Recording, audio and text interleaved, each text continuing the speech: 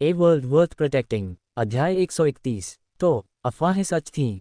Chain Yutong की सांसें तेज हो गईं। वह पीछे हट गया और कई बार पलकें झपकाईं क्योंकि उसने लिन तियानहाओ पर परेशान करने वाली आवाज़ें निकालने वाली मोटी कठपुतलियों को देखा। वरिष्ठ भाई चेन, तुम्हारा क्या मतलब है? चेन यूटोंग के मुंह से शब्द सुनकर लिन तियानहाओ का मूड तुरंत बदल गया। उसे तुरंत यह आभास हुआ कि चेन यूटोंग की यात्रा केवल उसे खुद को बेवकूफ़ बनाते हुए देखने के लिए थी। हालांकि ऐसा लग रहा था कि चेन यूटोंग ने लिन तियानहाओ का सवाल नहीं सुना था। वह तीनों कठपुतलियों को देखता रहा, अपना दाहिना हाथ हिलाया और एक जेड स्लिप निकाली, मानो तीनों कठपुतलियों के बारे में डेटा रिकॉर्ड कर रहा हो। पिछले 2 हफ्तों से लिन तियानहाओ ने जो गुस्सा दबा रखा था वह अपने चरम पर पहुंच गया और फूट पड़ा, ये देखकर कि कैसे चेन यूटोंग कहीं से भी आ गया था और उसे खुद का मजाक बनाते हुए देख रहा था। तीनों कठपुतलियों द्वारा की गई अंतहीन परेशान करने वाली आवाज़ों और इस तथ्य से कि उनमें से एक वर्तमान में उसकी ओर कुछ कदम आगे बढ़ा रही थी, उसकी बाहें फैली हुई थीं और होंठ ऊपर उठे हुए थे, वह उससे गले मिलना और चूमना चाहती थी। वह चेन यूटोंग के प्रति अपना गुस्सा व्यक्त नहीं करना चाहता था। उसने गुस्से में चिल्लाया और अपना शरीर घुमाया और उस मोटी कठपुतली के ठीक सामने आ गया जो अपनी बाहें फैलाकर गले लगाने के लिए कह रही थी। वांग बाओले के प्रति अपार क्रोध और अवर्णनीय घृणा के साथ उसने कठपुतली को जोर से थप्पड़ मारा। चुप रहो। उस थप्पड़ ने उसकी सच्ची सांस साधना के पहले स्तर की सारी शक्ति को काम में ले लिया। उसके गुस्से से मिले बढ़ावा के साथ बल और भी बढ़ गया। जैसे ही जोरदार थप्पड़ की गूंज हुई, चेन यूटोंग चौंक गया क्योंकि लिन तियानहाओ ने सीधे कठपुतली के सिर पर वार किया। कठपुतली की खोपड़ी तुरंत अलग हो गई। उसका शरीर भी प्रभाव को झेलने में असमर्थ था और वह तुरंत गिर गया। जैसे ही वह गिरा, उसके शरीर से तुरंत अलार्म निकला। अलार्म की आवाज़ गूंजने पर वांग बाओले के गुफा निवास का दरवाज़ा तुरंत खुल गया। उसका गोल शरीर तुरंत बाहर निकल आया और वह बहुत परेशान लग रहा था क्योंकि वह ढह चुकी कठपुतली के सामने भागा। जियो कियांग एक, तुम्हें क्या हुआ जियो कियांग? मैंने तुम्हें इतने समय तक अपने जैसे पाला है, मरना मत जियो कियांग। वांग बाओले ने कठपुतली के टूटे हुए शरीर को पकड़ा और हिलाया, वह बहुत दुखी लग रहा था। लिन तियानहाओ ठंडे स्वर में हंसा और जैसे ही वह बोलने वाला था, उसके बगल में खड़ा प्राकृतिक प्रतिभावान चेन यूटोंग अचानक जोर से चिल्लाया, लिन तियानहाओ, तुमने क्या किया? लिन तियानहाओ ने जैसे ही शब्द सुने, वह स्तब्ध रह गया। जब वह मुड़ा तो उसने देखा कि चेन यूटोंग बहुत गुस्से में था, उसकी आंखों में ठंडक साफ दिखाई दे रही थी। चेन यूटोंग वाकई बहुत गुस्से में था। वह कुछ समय से एकांतवास में था और जब वह आखिरकार बाहर आया तो उसके अधीनस्थ ने उसकी पसंद को जानते हुए लिन तियानहाओ के बारे में एक चुटकुला सुनाया जिसमें 3 कठपुतलियों की मौजूदगी पर प्रकाश डाला गया। इसलिए चेन यूटोंग को प्रलोभन हुआ क्योंकि उसने कुछ समय पहले एक व्यापारी के माध्यम से लो अकेडमी द्वीप के साथ व्यापार के बारे में सोचा, जहां उसे एक बहुत ही खास कठपुतली मिली थी। इस पर शोध करने के बाद उसे लगा कि कठपुतली प्रभावशाली थी, जिससे वह इसे अपनी आंखों से देखने के लिए वहां जाना चाहता था। हालांकि उसके लिए यह पता लगाना आसान था कि कठपुतली को किसने परिष्कृत किया, लेकिन जैसे ही उसने तीनों कठपुतलियों द्वारा लिन तियानहाओ की ओर दिखाए जा रहे हाव भाव देखे, चेन यूटोंग ने तुरंत पुष्टि कर दी कि कठपुतली बनाने वाला निस्संदेह वांग बाओले ही था। उसे सबसे ज्यादा खुशी इस बात से हुई कि कठपुतली को परिष्कृत करने में वांग बाओले के कौशल में काफी सुधार हुआ था। उन्हें देखते ही वह बहुत खुश हो गया, जिससे उसे लगा कि लिन तियानहाओ का कठपुतली पर क्रूर हमला क्रूर और बेहद पापपूर्ण था, जिसके परिणामस्वरूप लिन तियानहाओ के प्रति उसका क्रोध बढ़ गया। लिन तियानहाओ, तुमने इतनी कीमती खजाने को चोट पहुंचाने और नुकसान पहुंचाने की हिम्मत कैसे की? तुमने एक रत्न को बर्बाद कर दिया है। लिन तियानहाओ अवाक रह गया और सदमे से जम गया क्योंकि चेन यूटोंग उसे घूर रहा था और उसे डांट रहा था। चेन यूटोंग द्वारा कठपुतली को रत्न कहकर संबोधित करते हुए सुनकर लिन तियानहाओ अनजाने में उस कठपुतली को देखने लगा जिसे उसने बर्बाद कर दिया था। वह हैरान था। वांग बाओले भी कांप उठा। वह अपनी उदासी को भूल गया और अपना सिर उठाकर चेन यूटोंग को घूरने लगा, जो उससे भी ज्यादा गुस्से में था। उसे यकीन नहीं हो रहा था क्योंकि उसे अचानक ऊपरी अकादमी द्वीप पर मौजूद उस प्रमुख किरदार की याद आ गई जिसका जिक्र जी हयान ने कुछ देर पहले किया था। क्या ये वही हो सकता है? वांग बाओले ने गहरी सांस ली, उसके चेहरे पर उलझन की झलक दिख रही थी। जब वांग बाओले और लिन तियानहाओ आश्चर्य में डूबे हुए थे, चेन यूटोंग ने वांग बाओले की ओर कुछ तेज कदम बढ़ाए। उसने पहले सेवामुक्त कठपुतली को दर्द भरे भाव से देखा और फिर आह भरकर वांग बाओले के कंधों पर थपथपाया। जूनियर ब्रदर वांग, मैं चेन यूटोंग हूँ। आह, सच कहूँ तो मैंने वह कठपुतली खरीदी थी जो तुमने तब बनाई थी। आज जो कुछ भी हुआ है, मैं उसका गवाह हूँ। चिंता मत करो, मैं तुम्हारे लिए खड़ा रहूंगा।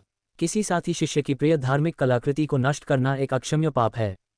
चेन यूटोंग ने अपनी जेड पर्ची वापस लेते हुए कहा और लिन तियानहाओ को ठंडे अंदाज में देखने से पहले कुछ आवाज संचार निर्देश भेजे। वांग बाओले ने कई बार पलकें झपकाईं। उसे लगा कि कुछ दिलचस्प होने वाला है, इसलिए उसने अपनी मूल योजना को रद्द कर दिया और लिन तियानहाओ को भी देखा। लिन तियानहाओ की पुतलियां सिकुड़ गईं। वह बोलना चाहता था, लेकिन जैसे ही उसने अपने स्टोरेज बैग से अपनी आवाज़ संचार जेड पर्ची निकाली, उसके चेहरे के भाव तुरंत बदल गए। एक झटके से धार्मिक आयुध मंडप के अनुशासन विभाग से उसकी सजा के बारे में संदेश तुरंत उसके दिमाग में आ गए। दी गई सजा कठोर थी। भुगतान किए जाने वाले मुआवजे के अलावा उसे अनुशासनात्मक कार्रवाई भी मिलनी थी। अमीर होने के बावजूद लिन तियानहाओ भी भारी मुआवजे की राशि से हैरान था, जिससे उसका दिल दुख गया। वह गुस्से में था और साथ ही अनुशासनात्मक कार्रवाई की घोषणा की गई। अगर वह फिर से अपराध करता तो न केवल उसे 100 गुना ज्यादा सजा मिलती, बल्कि उसके कामों को दाओ कॉलेज की फाइलों में भी दर्ज किया जाता, जो उसके व्यक्तित्व पर एक स्थायी निशान बन जाता। ये गंभीर बात होगी। हालांकि यह कुछ ऐसा था जिसे उसके पिता सुलझा सकते थे, लेकिन वह नहीं चाहता था कि उसके पिता को पता चले कि वह वांग बाओले के साथ झगड़ रहा है। इसलिए उसने इसे सहन किया और सोचा कि वांग बाओले से मिलने के बाद से उसका जीवन कितना अशांत रहा है। यह विशेष रूप से अपर अकेडमी द्वीप पर था, जहां वह लगातार वंचित स्थितियों में रहा था। हर बार वह अपना गुस्सा बाहर नहीं निकाल पाता था और अब चेन यूटोंग अप्रत्याशित रूप से वांग बाओले का सहयोगी बन गया। लिन तियानहाओ ने बिना कुछ कहे वांग बाओले को गहराई से देखते हुए तेजी से सांस ली। उसने अपने गुस्से को दबाया और अपने गुफा निवास में वापस जाने के लिए मुड़ा। जैसे ही वह अंदर गया, उसने बेकाबू होकर गुफा निवास में मौजूद सभी वस्तुओं को जमीन पर फेंक दिया। वह गुस्से से दहाड़ने लगा और उसके माथे पर नीली नसें उभर आईं। वांग बाओले। अब गुफा निवास के बाहर वांग बाओले की आंखें जुनून से भरी हुई थीं।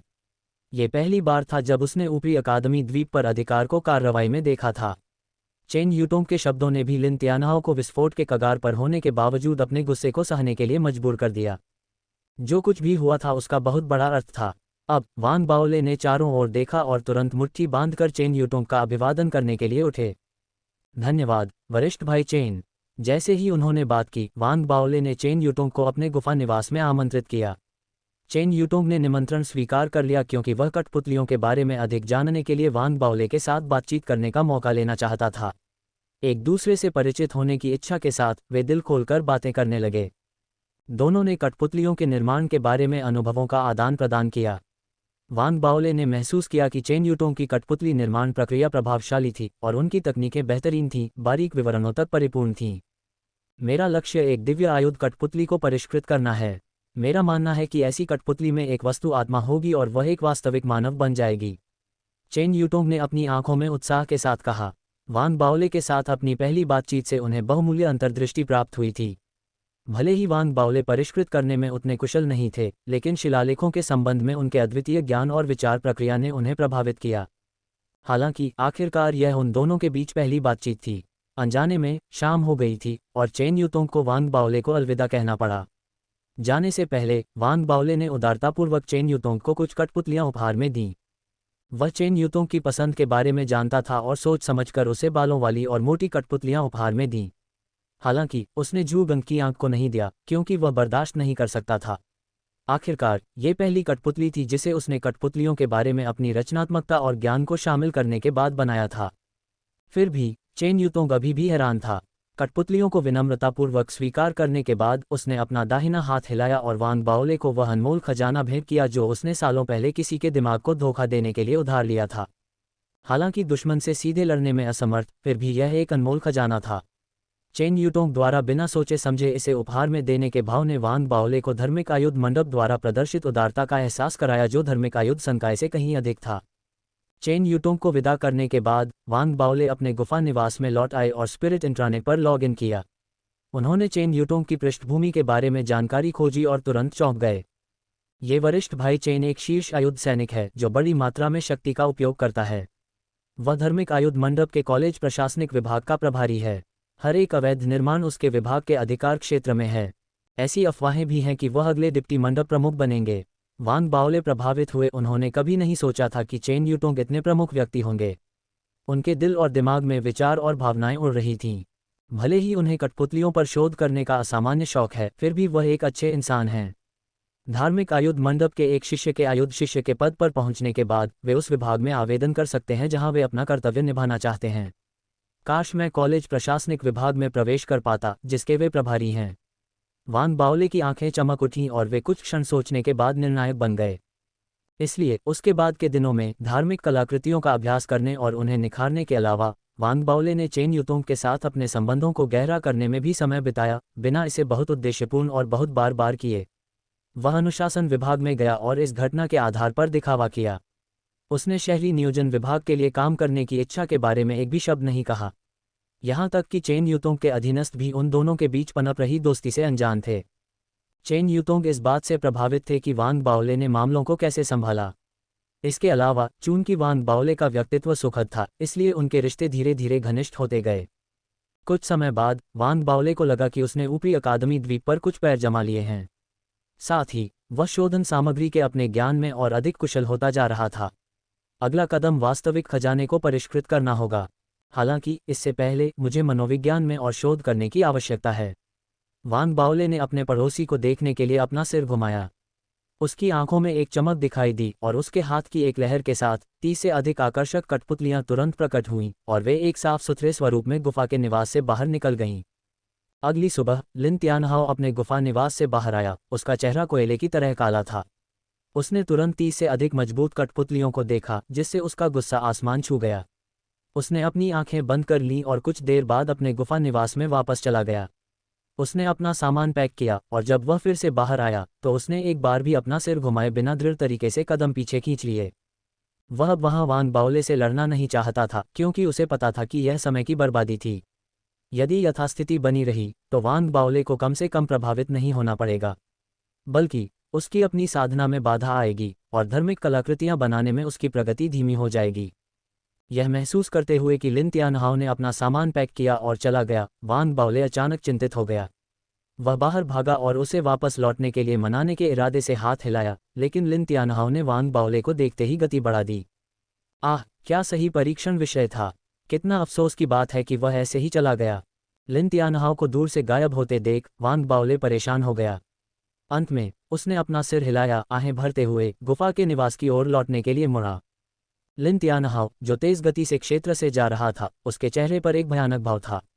अगर यह उसका गृहनगर होता तो उसके पास वांग बाओले से निपटने के लिए विचारों की कमी नहीं होती। हालांकि इस दाव कॉलेज में उसके सभी तरीके पूरी तरह से विफल हो गए थे। वांग बाओले, मैं तुम्हें उस दिन पछतावे का मतलब सिखाऊंगा जिस दिन मैं एक आर्मामेंट सैनिक बन जाऊंगा।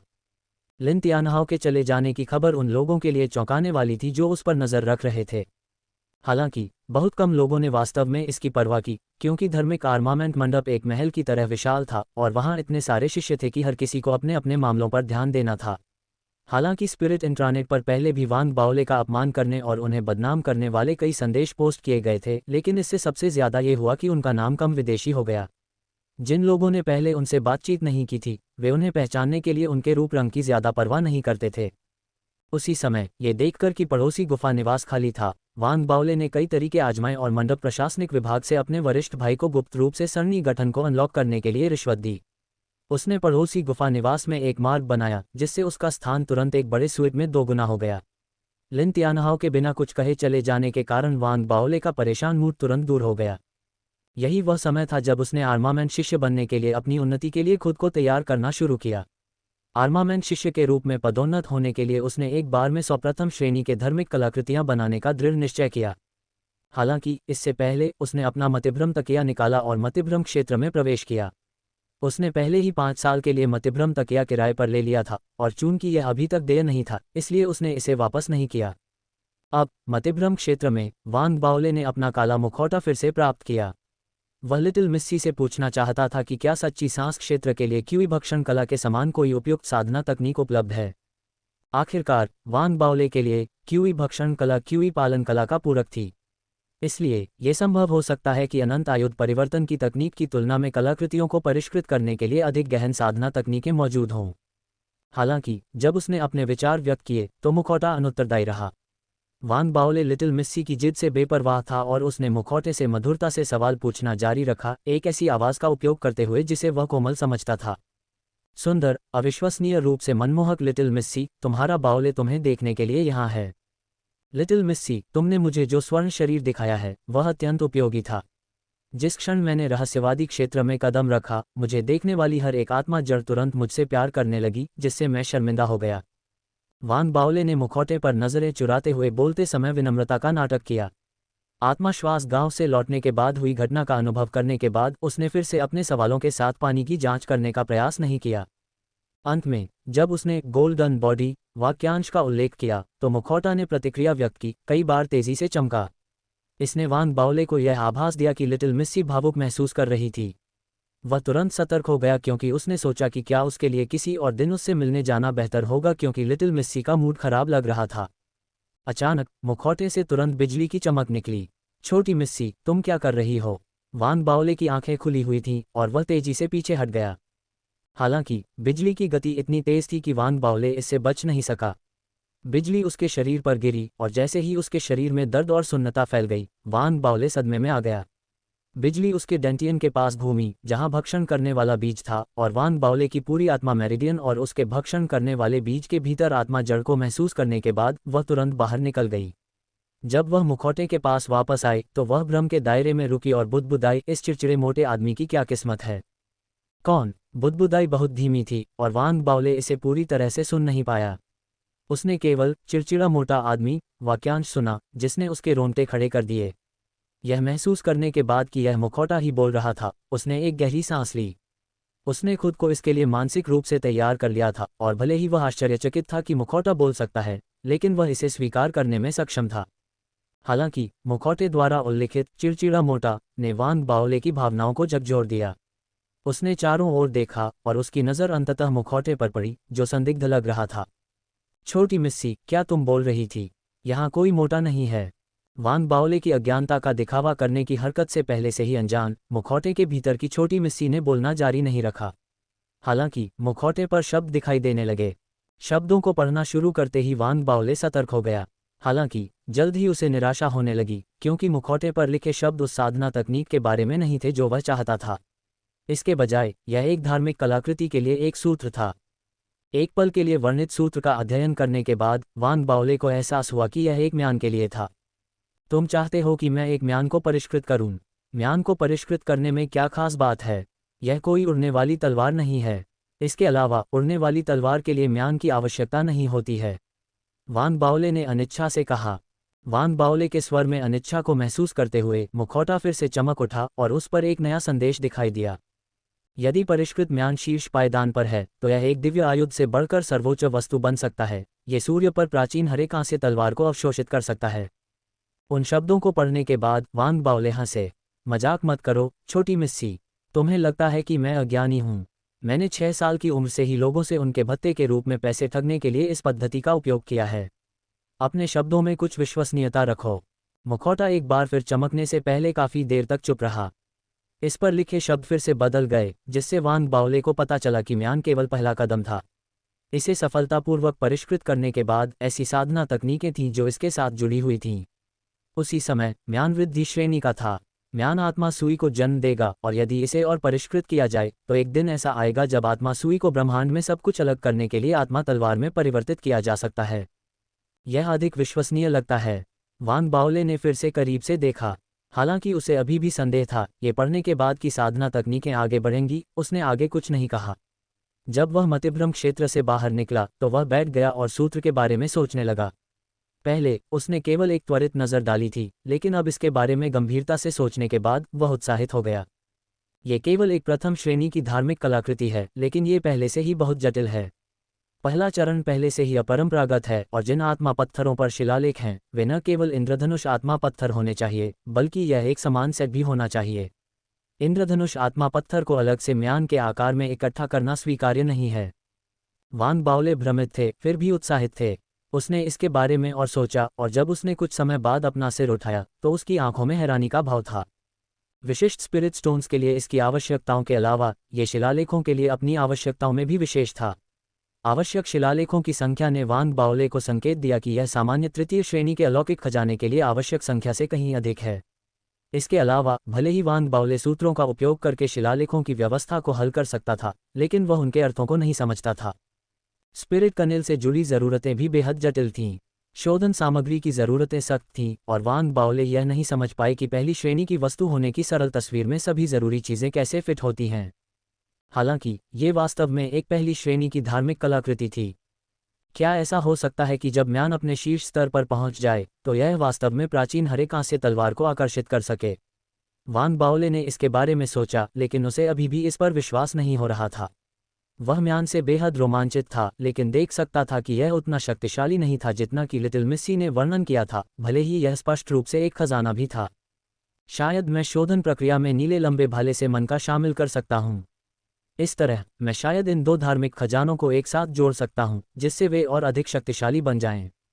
जब वांग बाओले ने पहले मनके पर शोध किया था तो यह विचार उसके दिमाग में पहले से ही आया था। चूंकि यह मन का एक धार्मिक खजाने से प्राप्त हुआ था, इसलिए यदि इसे किसी अन्य धार्मिक खजाने के साथ मिला दिया जाए तो इसका प्रभाव देखा जा सकता है। हालांकि वहां केवल एक ही मन का था, इसलिए वांग बाओले ने इसे ऐसे ही परखने की हिम्मत नहीं की। हालांकि ये देखकर कि म्यान में क्षमता थी, वह ललचा गया। वह जानता था कि म्यान को परिष्कृत करना चुनौतीपूर्ण होगा और उसने जल्दबाजी नहीं की। इसके बजाय उसने सही प्रथम श्रेणी के धार्मिक कलाकृतियों को परिष्कृत करना शुरू कर दिया, जो एक आयुध शिष्य बनने के लिए उसकी उन्नति के लिए आवश्यक थे। वांग बाओले ने धार्मिक आयुध मंडप की सूची में से उनमें से कुछ चुना और परिष्कृत करना शुरू कर दिया। समय तेजी से बीत गया और 3 दिन उड़ गए। कई बार असफल होने के बाद वांग बाओले आखिरकार एक सही प्रथम श्रेणी के धार्मिक कलाकृति उड़ान तलवार को परिष्कृत करने में कामयाब रहे। यह जैद हरे रंग का था, चमकीला और एक ठंडी, सूक्ष्म आभा दे रहा था। यह उन सभी अन्य उड़ान तलवारों से बेहतर लग रहा था जिन्हें वांग बाओले ने कभी परिष्कृत किया था। संघनित जेडाइट तलवार। वांग बाओले की आंखें चमक उठीं। धार्मिक आयुध मंडप द्वारा सूचीबद्ध आवश्यकताओं से इसकी तुलना करने के बाद वह समझ गया कि उसकी तलवार ने सभी आवश्यकताओं को पूरा किया है। प्रसन्न होकर उसने उस पर अपना नाम उकेरना शुरू कर दिया और भावुक हो गया, क्योंकि उसने पहचाना कि यह साधारण तलवार न केवल दूसरों से लड़ने के लिए इस्तेमाल की जा सकती है अगर यह बाहरी लोगों के हाथों में पड़ जाए। अगर इसका इस्तेमाल उस पर हमला करने के लिए किया जाता है तो वह तुरंत इसे टुकड़ों में तोड़ सकता है। धार्मिक आयुध साधक सभी धूर्त हैं, वांग बाओले ने व्यंग्यात्मक ढंग से कहा। यही वह था जो चेन यूटोंग ने उसे संघ में सभी धार्मिक आयुध साधकों द्वारा पालन किए जाने वाले अलिखित नियमों के बारे में बताया था। वह था कनेक्शन के माध्यम से पीछे का दरवाजा खोलना। प्रत्येक धार्मिक आयुध साधक अपने द्वारा उत्पादित धार्मिक कलाकृतियों में केवल अपने लिए ज्ञात एक पकड़ छोड़ देगा। यह मौन नियम किसी व्यक्ति द्वारा निर्मित धार्मिक कलाकृति को अंततः उसके निर्माता को मारने वाली कलाकृति बनने से रोकने के लिए था। हालांकि इससे दुख होता था और कभी कभी जानकारी को गुप्त रखने के लिए हत्याएं भी होती थीं, लेकिन यह व्यापार का एक नियम था। जितना ज्यादा ये लगता था, इसे रोकना उतना ही मुश्किल होता था। भावनाओं की एक लहर के साथ वांग बाओले ने संघनित जेडाइट तलवार को नीचे रखा और दूसरे परिपूर्ण धार्मिक कलाकृति को परिष्कृत करना शुरू कर दिया। शोधन प्रक्रिया में उन्होंने क्लाउड ईथर तकनीक की अपनी साधना को नहीं रोका। वह हर दिन तकनीक का ध्यान और अभ्यास करते थे, जिससे उन्हें स्पिरिट क्यूई का निर्माण करने और आराम करने का मौका मिला। हर बार जब वह पूरा करता तो उसे अपने दिमाग को फिर से तरोताजा करने का मौका मिलता।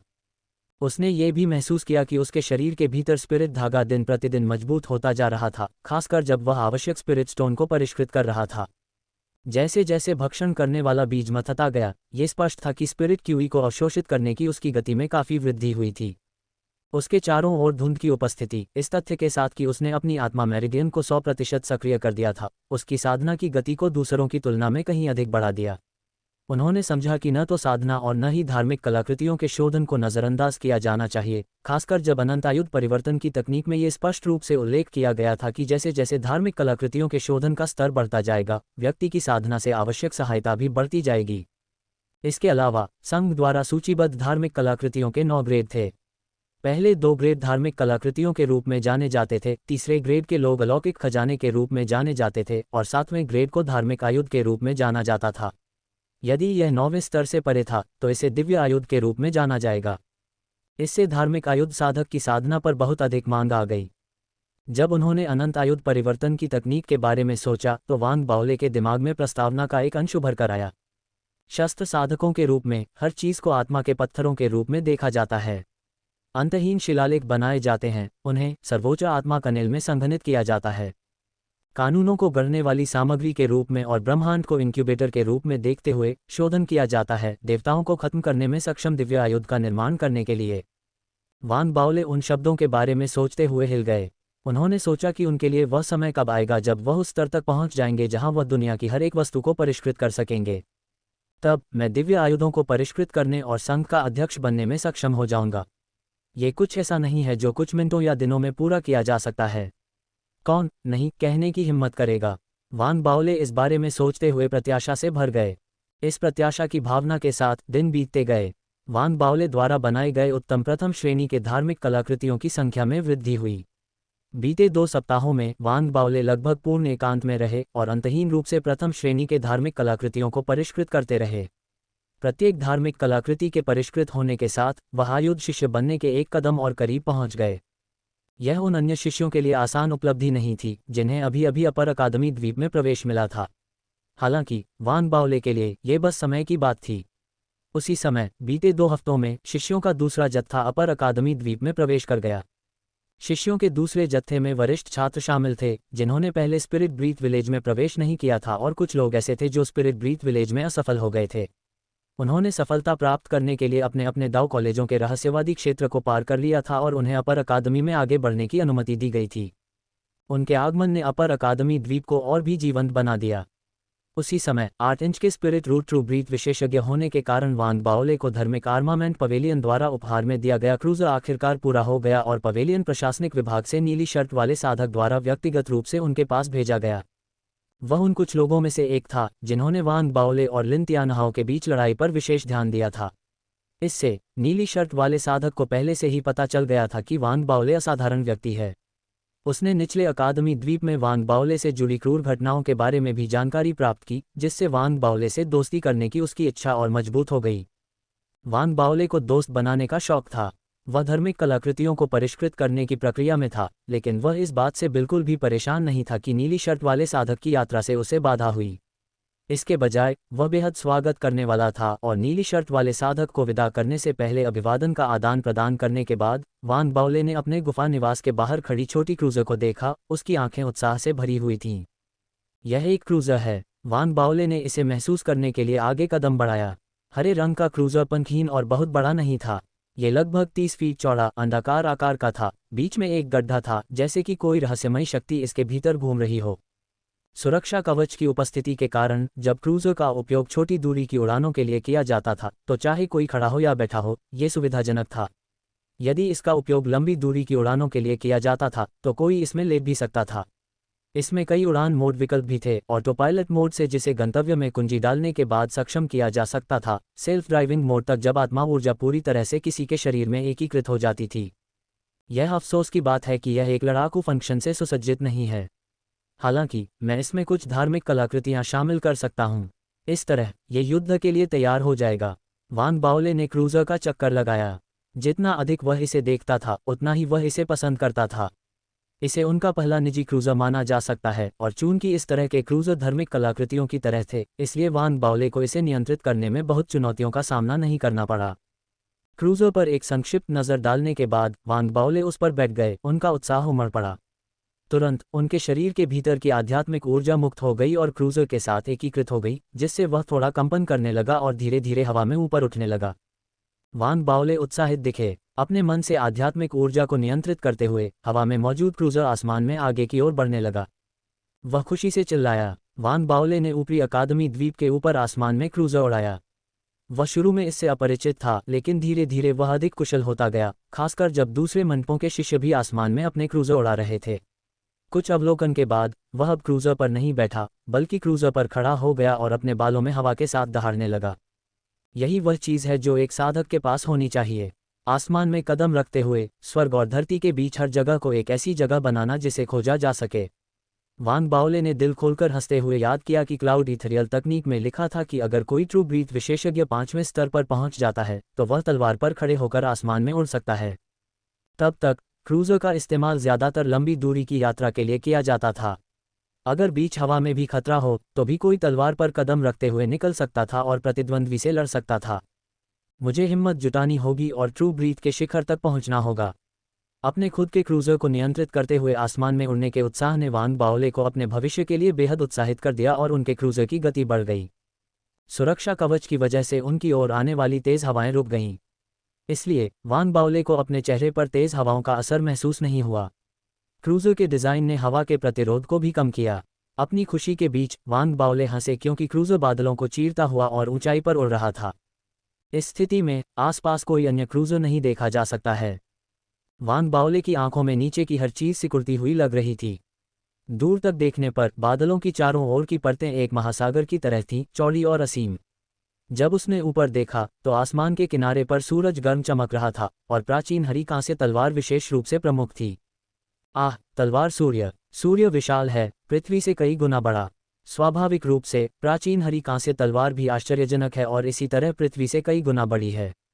इतनी बड़ी तलवार का शरीर महान भूमि और विशाल दुनिया के समान है। सच्ची सांस के दायरे में पहुंचने के बाद वांग बाओले ने स्पिरिट इंट्रानेट के माध्यम से प्राचीन मार्शल आर्ट्स के दायरे में रहते हुए जानकारी के बारे में अधिक स्पष्टता प्राप्त की और उससे परिचित हो गए। उदाहरण के लिए, सूर्य की महान तलवार दुनिया पर उतरना एक ऐसी उपलब्धि थी जिसे संघ के भीतर सभी ताकतें हासिल करने की कोशिश कर रही थीं। 30 साल पहले 5 पीढ़ी के आकाश कबीले ने एक अज्ञात विधि का उपयोग किया था और इस पर लोगों के एक समूह को सफलतापूर्वक किसी प्रकार की विरासत प्राप्त करने वाला पहला व्यक्ति बन गया था। यह अफसोस की बात थी कि घटना का विवरण एक शीर्ष रहस्य बना रहा जिसे बाहरी लोगों को नहीं बताया जा सका। चांद भी है। वांग बाओले ने अपने विचारों को फिर से केंद्रित किया। शाम हो चुकी थी और सूरज के साथ आसमान में चांद की धुंधली आकृति देखी जा सकती थी। चांद के बारे में कई किंवदंतियां और रहस्यमय तत्व थे जो प्राचीन काल से ही चले आ रहे थे। इनमें से कुछ किंवदंतियां सिद्ध हो चुकी थीं, जबकि उनमें से कुछ अभी भी मिथक हैं, जिन्हें सत्यापित करने के लिए वर्तमान संघ भी सबूत नहीं जुटा पाया। इसके बावजूद ये ज्ञात था कि प्राचीन हरे कांसे की तलवार के कई टुकड़े चांद पर उतरे थे। इसने चांद को, जो लंबे समय से संघ के शासन में था, एक खजाना बना दिया। कुछ लोगों ने स्पिरिट इंट्रानेट पर उल्लेख किया है कि एक व्यक्ति जो सच्ची सांस के दायरे में पहुंच गया है, उसके लिए उच्च स्तरों पर आगे बढ़ने का अवसर चांद पर है। वांग बाओले की आंखों में प्रत्याशा का भाव स्पष्ट था। उसने भावनाओं की लहर महसूस की, लेकिन अचानक उसने अपनी आंखें चौड़ी कर ली जब उसने देखा कि चांद पर एक काला धब्बा दिखाई दिया है। काला धब्बा अविश्वसनीय गति से आगे बढ़ रहा था और ऐसा लग रहा था कि वह उसकी ओर बढ़ रहा है। यह क्या है? वांग बाओले हैरान रह गए। अपने नियंत्रण में उन्होंने तुरंत क्रूजर को उतारा। जैसे ही वह धार्मिक आयुध मंडप की ओर भागा, उसने मुड़कर देखा कि उसके पीछे बादलों में ऐसा लग रहा था जैसे समुद्र के नीचे से कोई बहुत बड़ी वस्तु प्रकट हुई हो।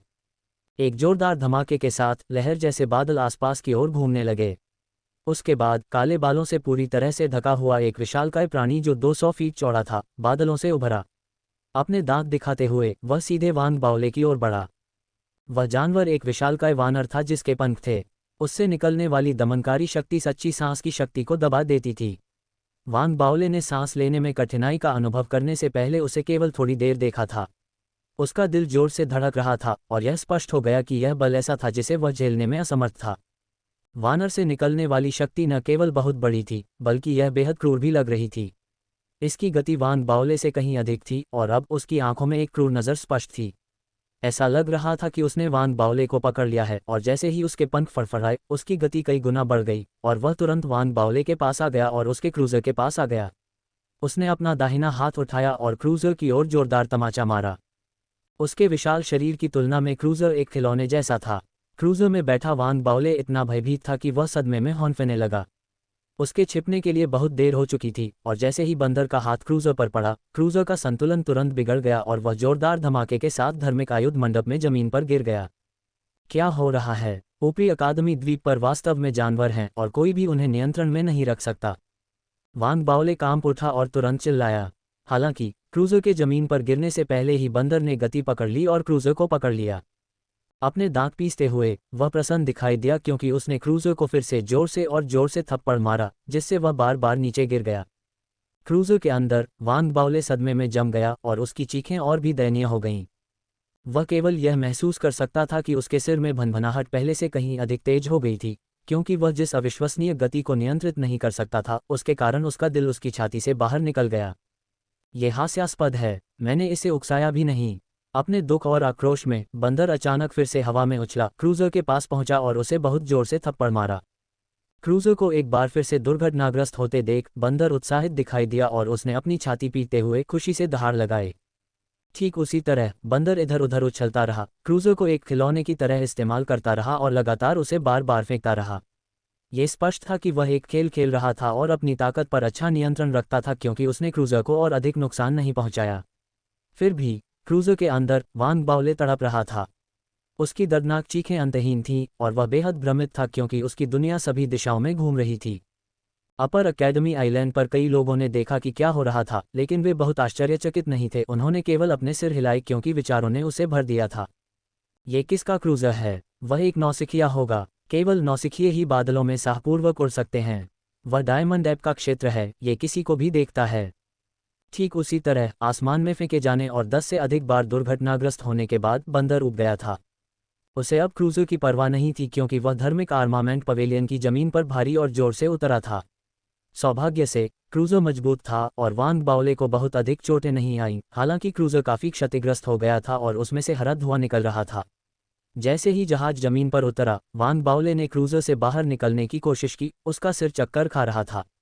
जैसे ही वह बाहर निकला, उसने पूरी जमीन पर उल्टी कर दी। उसका शरीर कांप उठा। वांग बाओले ने अपना सिर कमजोरी से उठाया। क्रोध से भरकर उसने आसमान में बंदर को गुस्से से देखा। उसने अपने दाहिने हाथ से उस पर इशारा किया और उसे गालियां देने ही वाला था कि उसके बगल में बैठा एक दयालु शिष्य जो सदमे से पीला पड़ गया था, तुरंत बोला, जूनियर ब्रदर, शांत हो जाओ।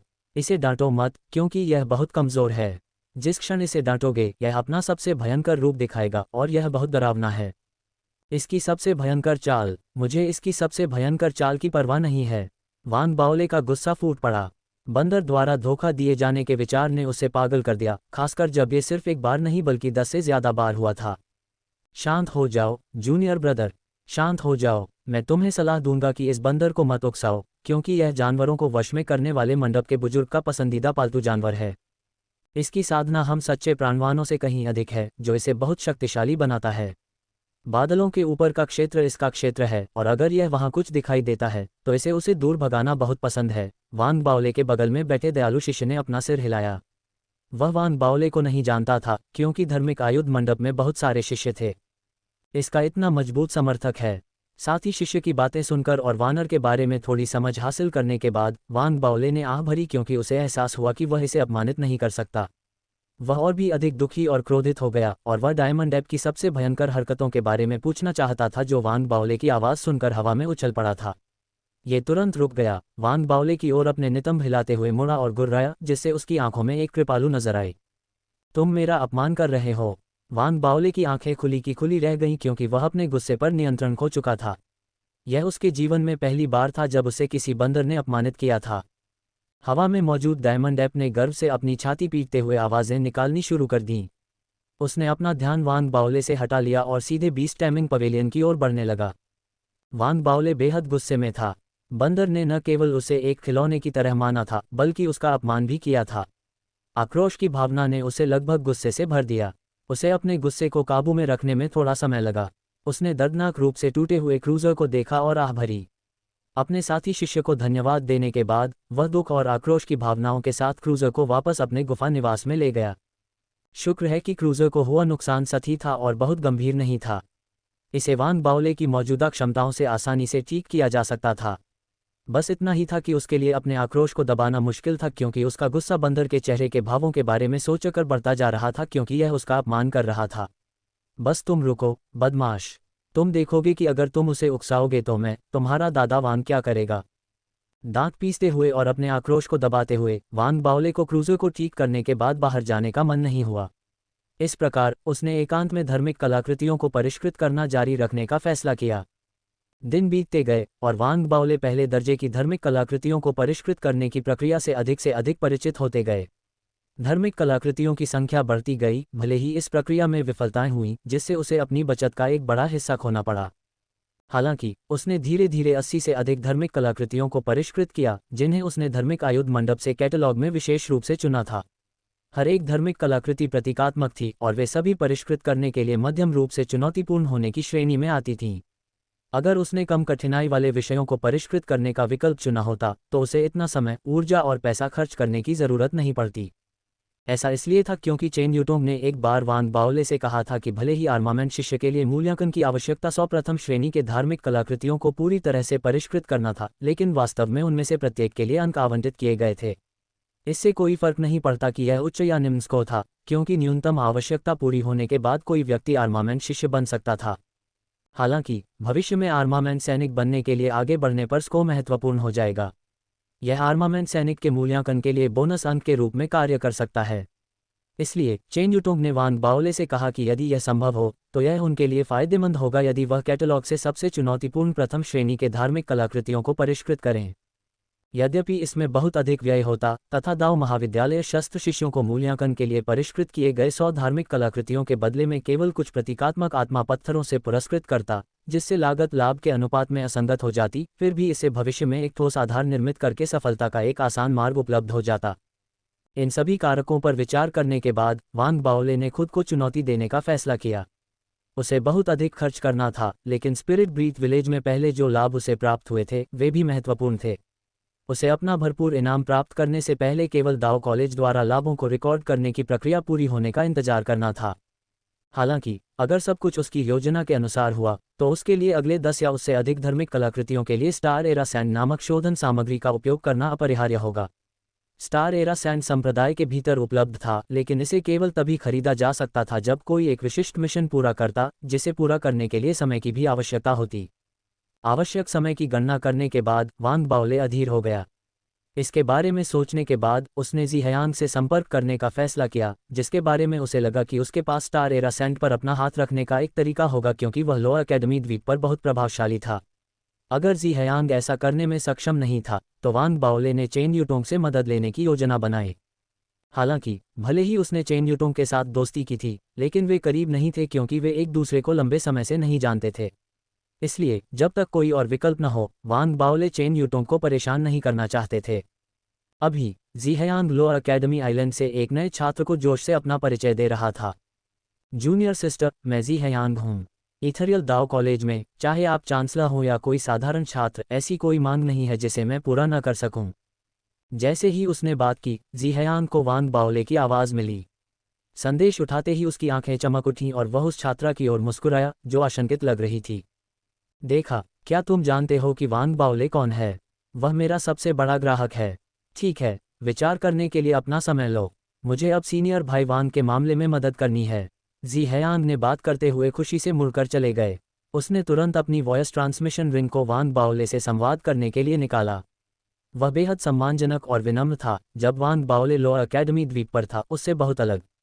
आखिरकार उसने वादा किया कि वह 3 दिनों के भीतर वांग बाओले को आवश्यक राशि सौंप देगा। जी हयांग बुरा नहीं है। मैं अब अपर अकेडमी द्वीप पर हूँ और वह अभी भी मेरी मदद कर सकता है। वह निस्संदेह एक व्यवसायी है। वह शायद जल्द ही अपर अकेडमी द्वीप में प्रवेश भी प्राप्त करना चाहेगा। वांग बाओले आश्चर्यचकित था क्योंकि वह जी हयांग के बारे में बहुत सोचता था। उसने 3 दिनों तक धैर्यपूर्वक प्रतीक्षा की और तब उसे जी हयांग का वॉयस ट्रांसमिशन प्राप्त हुआ। वरिष्ठ भाई वांग, मैं अपर अकेडमी द्वीप में प्रवेश नहीं कर सकता। क्या हम बाहर व्यापार कर सकते हैं? जी हयांग का वॉयस ट्रांसमिशन प्राप्त करने के बाद वांग बाओले तुरंत अपने गुफा निवास से निकल गया और अपर अकेडमी द्वीप के मंच की धुंधली सीमा पर पहुंच गया, जहां उसने एक अत्यंत सम्मानजनक जी हयांग को खड़ा देखा। नमस्कार वरिष्ठ भाई वांग। वांग बाओले को देखते ही जी हयांग सावधान की मुद्रा में खड़ा हो गया। वह तेजी से आगे बढ़ा और उसने प्रणाम किया।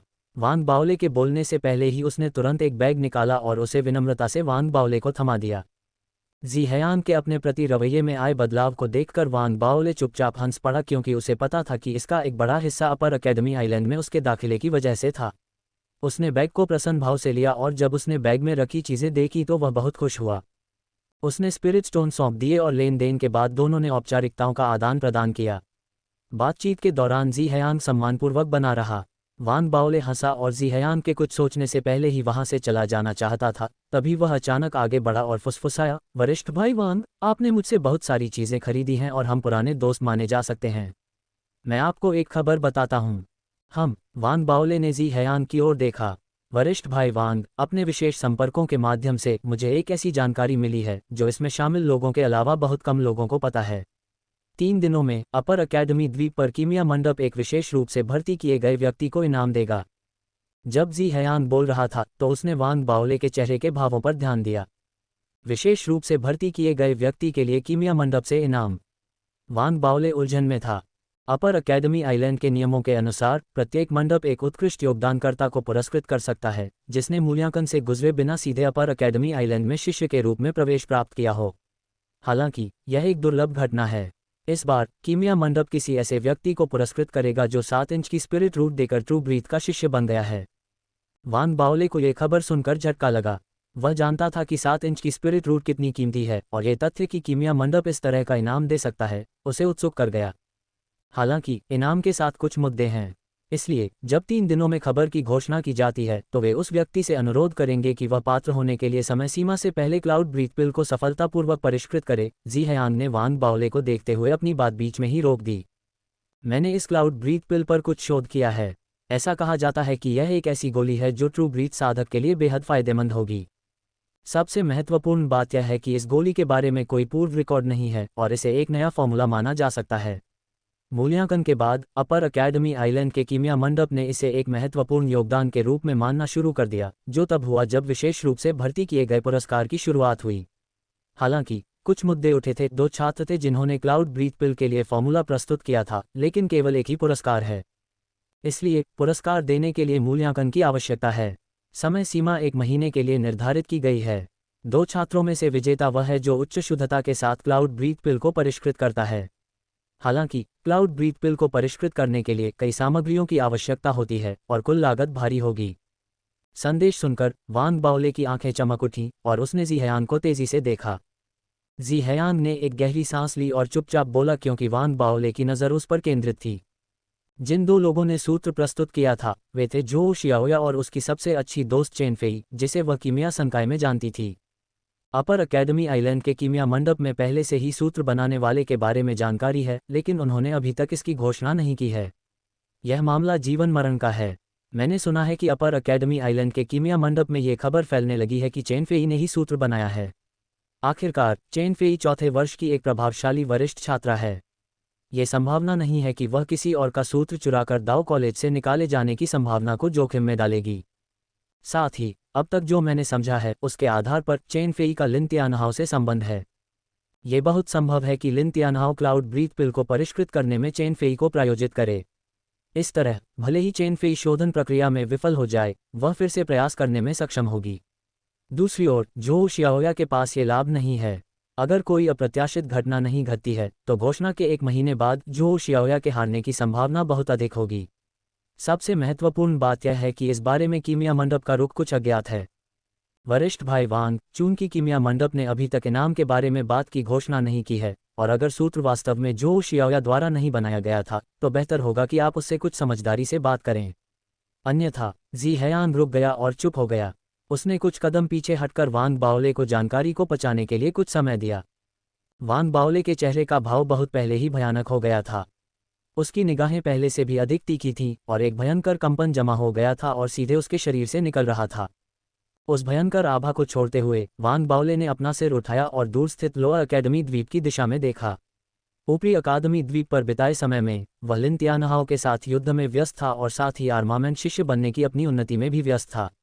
इस प्रकार उसने लोअर अकेडमी द्वीप पर होने वाली घटनाओं की उपेक्षा की थी।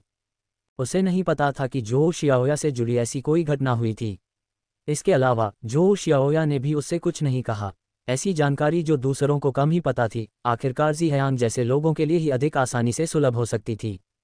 कुछ क्षणों की चुप्पी के बाद वांग बाओले ने झोउ शियाओया को एक वॉयस ट्रांसमिशन भेजने के लिए तुरंत अपनी वॉयस ट्रांसमिशन रिंग निकाली। झोउ शियाओया अपनी आंखों को लाल किए हुए कीमिया प्रयोगशाला में थी, क्योंकि वह खुद को फूट फूट कर रोने से रोकने की बहुत कोशिश कर रही थी। वांग बाओले की आवाज़ में संदेश मिलने के बाद वह ज्यादा नहीं बोल पाए, लेकिन जब वांग बाओले ने क्लाउड ब्रीथ पिल के बारे में पूछा तो वह खुद को नियंत्रित नहीं कर पाए और दयनीय रूप से फूट फूट कर रोने लगी।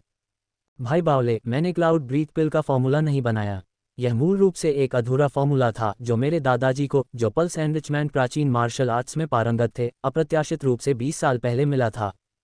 जब मैं कीमिया संकाय में शामिल हुआ तो मैंने कोर्सवर्क सीखते हुए फॉर्मूले पर शोध किया, जिससे मुझे इसे कमोबेश पूरा करने में मदद मिली। क्या आपको वह पिल याद है जो मैंने आपको पिछली बार कीमिया संकाय में आने पर दिखाई थी? दरअसल वह क्लाउड ब्रीथ पिल का प्रोटोटाइप था।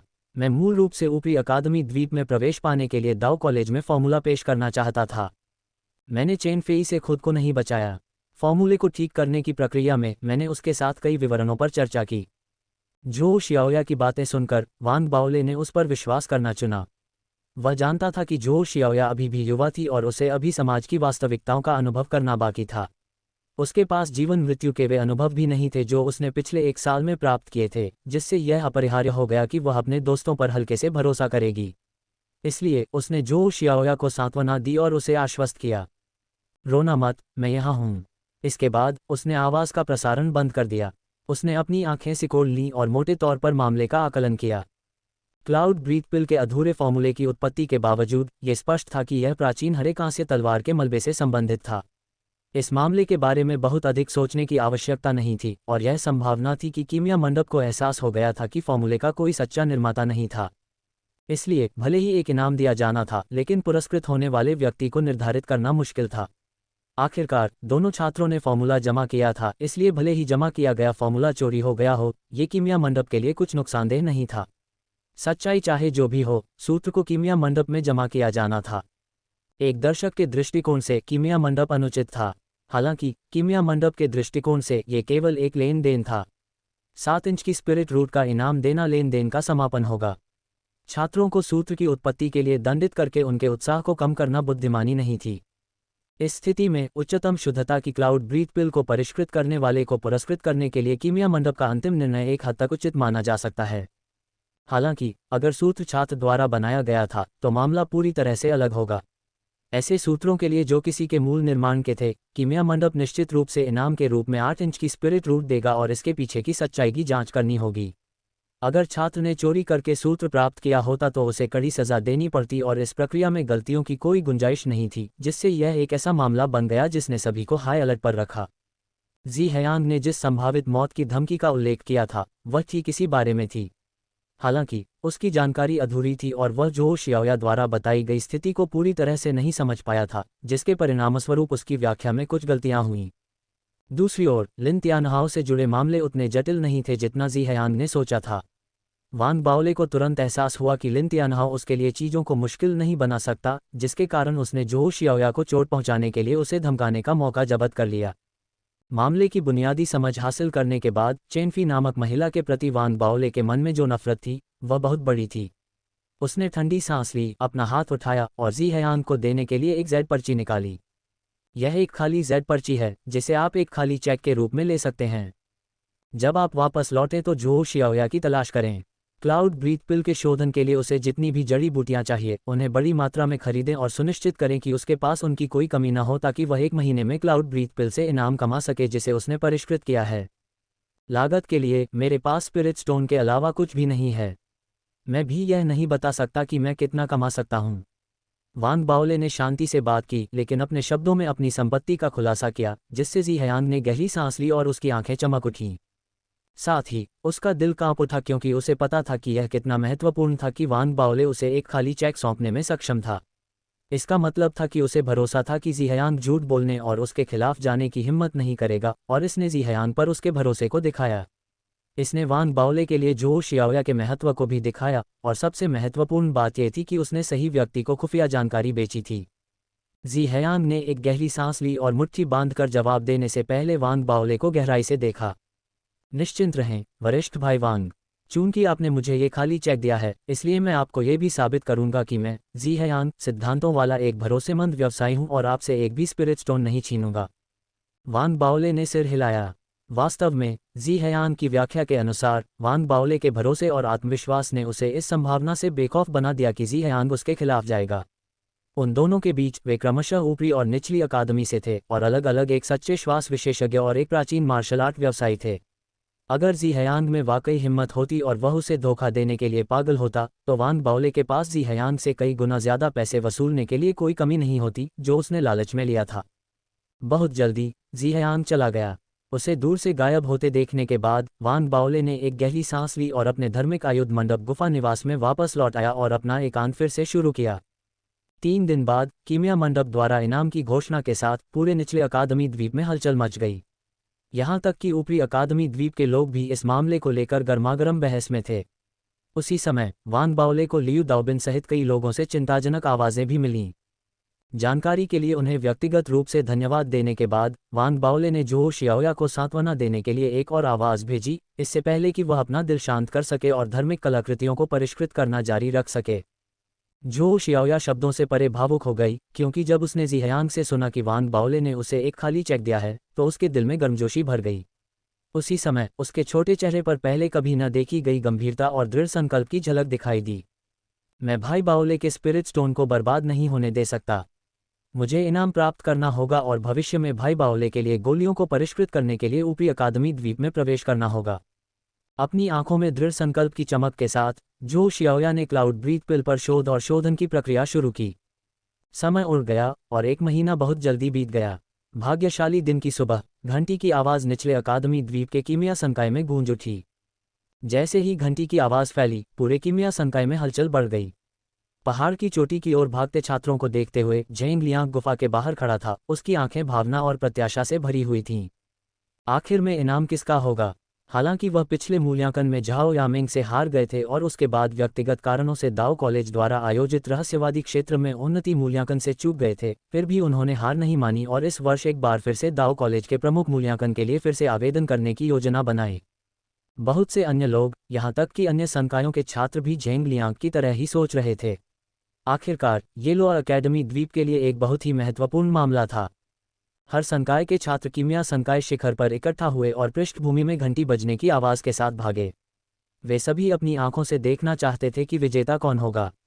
छात्रों का एक बहुत बड़ा हिस्सा धार्मिक आयुध संकाय से था। भले ही वांग बाओले ने ऊपरी अकादमी द्वीप में प्रवेश किया था, लेकिन लोअर अकेडमी द्वीप पर उसका प्रभाव एक बिट भी कम नहीं हुआ था।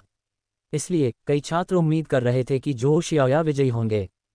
हालांकि चेन फेई भी कमतर आंकने वालों में से नहीं थी और इसलिए उसके समर्थक भी बहुत थे। जैसे ही भीड़ कीमिया संकाय शिखर पर एकत्र हुई, चींटी जैसे दर्जनों लोग अंतहीन चर्चा कर रहे थे, सभी दिशाओं में उग्र रूप से फैल रहे थे। सभी की निगाहें बीच में स्थित पब्लिक स्क्वायर पर टिकी हुई थीं, जो अब खाली था, सिवाय 2 लड़कियों के जो एक कीमिया के बर्तन के पास पैर मोड़कर बैठी थीं। दोनों लड़कियां थोड़ी छोटी होने के बावजूद असाधारण दिख रही थीं। जो शियाओया अब अपनी आंखों में गुस्से के साथ चेन फेई को घूर रही थी। चेन फेई लंबी थी और भले ही वह अपने पैरों को मोड़कर ध्यान कर रही थी, लेकिन उसका पतला, घंटे के आकार का फिगर देखा जा सकता था, जिसने जुनून से भरी आंखों की जोड़ी का बहुत ध्यान आकर्षित किया। हालांकि वह दूर और घमंडी थी और जितनी अधिक वह ठंडी और अप्राप्य दिखती थी, उतनी ही वह दूसरों के लिए आकर्षक थी। जो शियाओया निश्चित रूप से जीतेगी। सूत्र पहले स्थान पर जो शियाओया का था। ये कहना मुश्किल है। मुझे लगता है कि यह अधिक संभावना है कि सूत्र चेनफेई का था। आखिरकार चौथे वर्ष की वरिष्ठ छात्रा के रूप में उसके पास बहुत अनुभव होगा। इसके अलावा उसका फिगर इतना अच्छा है और चेहरा भी सुंदर है।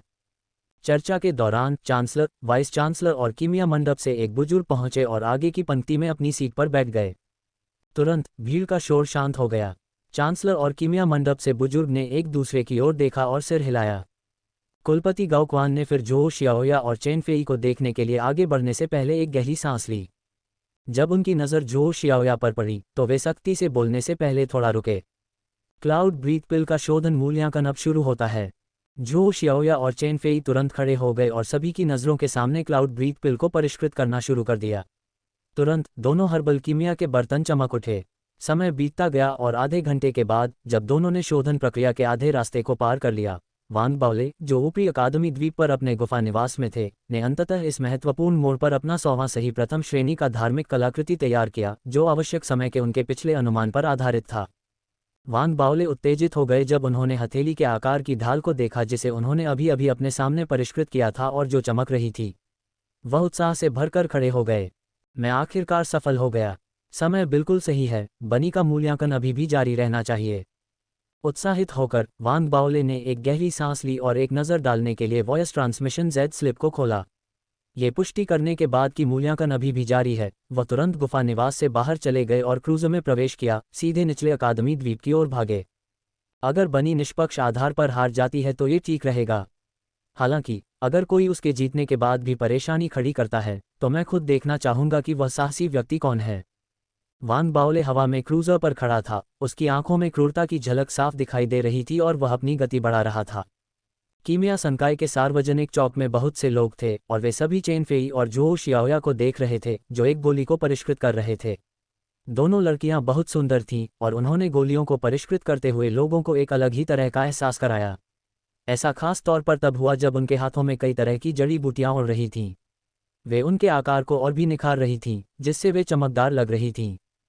क्लाउड ब्रीथ पिल को परिष्कृत करने का ये परीक्षण अपने अंत के करीब था।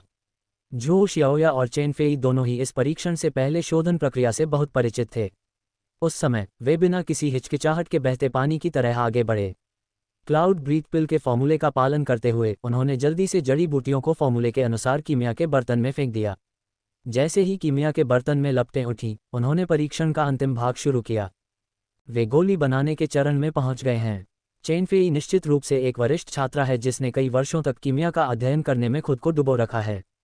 उसकी तकनीक बेदाग है। उसे एक गोली को परिष्कृत करते देखना एक उत्कृष्ट कृति के निर्माण को देखने जैसा है। ये वास्तव में अप्रत्याशित है। ये झू शियाओया पहले कीमिया संकाय में एक साधारण छात्रा थी, लेकिन उसकी तकनीक वास्तव में चेन फेई की तकनीक के बराबर है। गोलियों को परिष्कृत करने की प्रक्रिया में कई चरण शामिल हैं। वे किसी भी चरण में एक भी गलती नहीं कर सकते। अगर वे करते हैं तो गोली बनाने के चरण में गलतियां बढ़ जाएंगी, जिसके परिणामस्वरूप विफलता होगी। धीरे धीरे चर्चा की आवाज़ें आसपास से फैलती रहीं। झू शियाओया के माथे से बहुत पसीना निकल रहा था और उस समय वह थोड़ी थोड़ी सांस ले रही थी। हालांकि उसने अपने दांत भींचे और दृढ़ रही। जब वह समय समय पर चेन फेई को देखती तो उसकी आंखों में गुस्सा देखा जा सकता था। चेन फेई ने भी झू शियाओया की घूरती निगाहों को देखा, लेकिन वह इससे अप्रभावित थी। उसे ऐसा लगा कि उसे नहीं लगता कि उसने कुछ गलत किया है। चूंकि यह झू शियाओया का मूल सूत्र नहीं था, इसलिए इसे उसकी अपनी करतूत और भाग्य माना जा सकता है जब उसने उसे क्लाउड ब्रीथ पिल सूत्र दिया। आपको सूत्र का ठीक से ध्यान न रखने के लिए खुद को दोषी मानना चाहिए। यह मेरी गलती नहीं है। चेन फेई के होठों के कोने पर हल्की मुस्कान थी और एक आत्मविश्वास भरी निगाह थी। उसने झू शियाओया को अनदेखा किया और अपनी क्लाउड ब्रीथ पिल को परिष्कृत करने पर ध्यान केंद्रित किया। चेन फेई के विचारों को समझने में सक्षम प्रतीत होने वाली झू शियाओया ने अपने दिल में आक्रोश महसूस किया। हालांकि वह जानती थी कि वह विचलित होने का जोखिम नहीं उठा सकती थी, इसलिए उसने एक गहरी सांस ली और कीमिया के बर्तन को ध्यान से देखा। जैसे जैसे समय बीतता गया, उनकी दोनों गोलियां उस अवस्था में आ गईं जहां वे अपने बर्तन खोल सकते थे। यहां तक कि चांसलर और कीमिया मंडप के बुजुर्ग भी ध्यान से देख रहे थे। उस समय झू शियाओया एक पल के लिए झिझकी, लेकिन उसने फिर भी अपना दाहिना हाथ उठाया। अपने बर्तन को खोलने का समय आने से पहले उसने उसे खोल दिया। जब आसपास के लोग अचंभित थे और सदमे में चिल्ला रहे थे, झू शियाओया ने अपने दाहिने हाथ की एक झट से एक वस्तु को जल्दी से अपने कड़ाही में फेंक दिया। इस दृश्य ने आसपास के लोगों को चौंका दिया और यह विशेष रूप से चेन फेई के लिए था, लेकिन उसके पास इसके बारे में सोचने का समय नहीं था। जैसे ही उनके दोनों अल्केमिकल कॉल्ड्रॉन में लपटें बुझी, कड़ाही के जबरदस्त हिलने के साथ उनके अल्केमिकल कॉल्ड्रॉन के वेंटिलेशन छिद्रों से एक हर्बल सुगंध आसपास की ओर फैल गई। इसकी ओर देखते हुए दो अल्केमिकल कॉल्ड्रॉन के आसपास के छोटे छिद्रों से बड़ी मात्रा में सफ़ेद धुआं आसपास की ओर फैल गया। हर्बल सुगंध और भी अधिक सघन हो गई क्योंकि यह हर जगह फैल गई, और जिसने भी इसे सूंघा वह भावुक हो गया। इस गोली ने वास्तव में मेरे शरीर को स्पिरिट क्यूई को अवशोषित करने का कारण बना दिया। मैंने अपनी साधना तकनीक को प्रसारित नहीं किया, लेकिन मेरे शरीर ने स्वचालित रूप से स्पिरिट क्यूई को अवशोषित कर लिया। हे भगवान, ये क्लाउड ब्रीथ पिल अद्भुत है। मुझे ऐसा लगता है जैसे मेरे शरीर के सभी मेरिडियन झुनझुनी कर रहे हैं। वास्तव में आत्मा क्यूई मेरे मेरिडियन में प्रवेश कर रही है और उसमें घुल रही है। जब लोग चौंककर चिल्लाने लगे तो झू शियाओया और चेन फेई ने लगभग एक साथ अपनी कीमिया की कड़ाही को दबाया। तुरंत उनकी कड़ाही खुल गई और जैसे ही सुगंध एक बड़े क्षेत्र में फैल गई, उन्होंने प्रत्येक कीमिया की कड़ाही के भीतर परिष्कृत संबंधित गोलियों को प्रकट किया। तुम दोनों पीछे हट जाओ, कुलपति गाओक्वान ने शांति से कहा और दोनों गोलियों को व्यक्तिगत रूप से वापस लेने के लिए आगे बढ़े, दोनों को अपने हाथों में पकड़ लिया। हालांकि चेन फी की लाल रंग की क्लाउड ब्रीथ पिल की तुलना में झू शियाओया की क्लाउड ब्रीथ पिल में काली अशुद्धियां थीं। दिखने में झू शियाओया की गोली घटिया लग रही थी। अपनी गोली को देखते हुए फिर चेन फेई द्वारा परिष्कृत की गई गोली को देखते हुए झू शियाओया के चेहरे पर एक जटिल भाव था। इस बीच चेन फेई के होठों के कोने पर एक तिरस्कारपूर्ण मुस्कान दिखाई दी। गाओक्वान की अभिव्यक्ति वैसी ही रही। दोनों गोलियों को पकड़कर उसने अपनी आंतरिक आत्मा क्यूई को छोड़ा और उसे गोलियों में इस तरह डाला जैसे कि वह कुछ महसूस कर रहा हो। बहुत जल्दी उसने अपनी आत्मा क्यूई को पुनः प्राप्त कर लिया। घबराए हुए झू शियाओया और चेन फेई की परवाह किए बिना वह चांसलर और कीमिया मंडप के बुजुर्ग की ओर मुड़ा और मुट्ठी बांधकर झुक गया। चांसलर एल्डर, मैंने दोनों गोलियों का प्रारंभिक मूल्यांकन किया है। चेन फेई की गोली 50% शुद्धता पर है जबकि झू शियाओया की गोली केवल 30% शुद्धता पर है। चांसलर एल्डर, कृपया मूल्यांकन का दूसरा दौर करें। जैसे ही गाओक्वान ने बात की, आसपास का हंगामा जो पहले ही शांत हो चुका था एक बार फिर भड़क उठा। एक 50% पर और दूसरा 30% पर। यह अंतर बहुत बड़ा है। क्या ये सूत्र वास्तव में चेन फेई की रचना हो सकती है? जब भीड़ चर्चा कर रही थी, चेन फेई के चेहरे पर मुस्कान आ गई और वह खुशी से झूम उठी, झू शियाओया की ओर देखने लगी। इस बीच झू शियाओया के चेहरे पर भाव गहरे हो गए और उसकी आंखों में आंसू आ गए। उसने चेन फेई को अनदेखा कर दिया, इसके बजाय अल्कमी पवेलियन के बुजुर्ग को देखती रही, जैसे कि वह अंतिम पुष्टि की तलाश कर रही हो। उसी समय चांसलर ने एक भौं उठाए और थोड़ा हैरान दिखे। उन्होंने अपने बगल में अल्कमी पवेलियन के बुजुर्ग की ओर देखा। इस बुजुर्ग के सिर पर सफ़ेद बाल थे और वह मिलनसार दिख रहे थे। उनकी निगाह में थोड़ी जिज्ञासा थी, लेकिन जैसे ही वह बोलने वाले थे उन्हें कुछ नजर आया और उन्होंने आसमान की ओर देखा। लगभग उसी समय चांसलर ने अपना सिर उठाया और तुरंत आसमान में एक क्रूज़र को बहुत तेज गति से सीटी बजाते हुए देखा। ये पलक झपकते ही अल्कमी संकाय पर्वत शिखर के पास पहुंच गया। क्रूज़र की उपस्थिति ने तुरंत आसपास की भीड़ का ध्यान आकर्षित किया, लेकिन इससे पहले कि वे क्रूज़र के अंदर व्यक्ति को स्पष्ट रूप से देख पाते, केंद्रीय सार्वजनिक चौक के भीतर एक जानी पहचानी आवाज़ गुस्से से फूट पड़ी। गाओ क्वान, तुम सच में पिटाई के लिए तड़प रहे हो? तुम अभी भी परेशानी खड़ी करने की हिम्मत कर रहे हो? जैसे ही गुस्से से भरी आवाज़ सुनाई दी, वान बाओले अपने क्रूज़र से कूद पड़े और सीधे गाओ क्वान की ओर बढ़े। गाओ क्वान के हाव भाव बदल गए और वान बाओले उसके बोलने से पहले ही उसके सामने आ गए।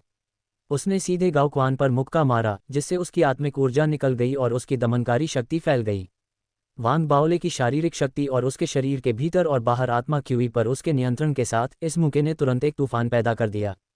गाओ क्वान इससे बचाव करने में पूरी तरह से असमर्थ था और एक पतंग की तरह पीछे की ओर गिर गया जिसकी डोर कट गई थी। वह दूर जमीन पर जा गिरा, उसके मुंह से खून बह रहा था।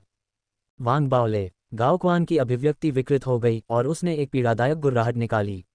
वह बहुत बुरे मूड में था, लेकिन जैसे ही उसने बात की, वान बाओले ने फिर से गुस्से में गुर्राहट के साथ आकर उसे लात मार दी। गाओ क्वान विरोध करना चाहता था, लेकिन वान बाओले पहले से ही उसके खिलाफ लड़ाई कर सकता था जब वह प्राचीन मार्शल आर्ट क्षेत्र में था। अब जब वान बाओले सच्ची सांस के क्षेत्र में था तो उसके पास कोई मौका नहीं था और उसके पास मंत्रों का प्रयोग करने का भी समय नहीं था। धमाके के साथ वान बाओले की लात से उसका शरीर उड़ गया और लगातार मुक्का मारने के साथ वह बगल में भीड़ की ओर जा गिरा। उस पल दर्शकों को आखिरकार समझ में आ गया कि क्या हो रहा था और वे जवाब में हौंफेने लगे। हेड प्रीफेक्ट वांग, हेड प्रीफेक्ट वांग वापस आ गया है। इतना मजबूत, वह कुलपति को पूरी तरह से पीट रहा है। हेड प्रीफेक्ट से जैसी उम्मीद थी। न केवल आसपास की भीड़ हैरान थी, बल्कि चेन फेई की सांसें भी तेज हो गई थीं और वह अपने दिल में कांप उठी। वान बाओले की लो अकेडमी आइलैंड में बहुत प्रतिष्ठा थी और आज उसकी वापसी बहुत ही क्रूर थी। यहाँ तक कि चांसलर को भी उससे निपटने की कोशिश में सिरदर्द हो गया था। लेकिन जैसे ही वह वान बाओले को रोकने वाला था, उसे उसके बगल में कीमिया मंडप के बुजुर्ग ने रोक दिया। हैरान होकर चांसलर ने अपने बगल में कीमिया मंडप के बुजुर्ग की ओर देखा। उसने पाया कि बुजुर्ग निराश नहीं दिख रहा था और वास्तव में वह वान बाओले को दिलचस्पी से देख रहा था। इसलिए उसने वान बाओले को नहीं रोका। भीड़ में लियू दाओबिन और वान बाओले के कई जूनियर भी उत्साहित थे, जो शियाओयातो और भी कम। जिस क्षण वान बाओले प्रकट हुए, उन्हें अब बेचैनी महसूस नहीं हुई, मानो उन्हें अचानक कोई भावनात्मक सहारा मिल गया हो। ये सब बहुत जल्दी हुआ था। वान बाओले का आगमन और गाओ क्वान की पिटाई, ये सब एक झटके में हुआ। गाओ क्वान के उठने का इंतजार किए बिना ही वान बाओले एक बार फिर अपने शरीर को हिलाते हुए उनके सामने आ गए। उन्होंने गाओ क्वान के बाल पकड़ लिए और जैसे ही गाओ क्वान ने दुखद चीखें निकाली, वान बाओले ने उन्हें सीधे चांसलर की ओर खींच लिया। जब वे चेन फेई के पास से गुजरे तो वह कांपते हुए अवचेतन रूप से पीछे हट गई। वान बाओले ने एक नज़र उस पर डाली और फिर उसके साथ कोई परेशानी नहीं की। उन्होंने रोती हुई गाओ क्वान को पकड़ा और चांसलर की ओर देखा।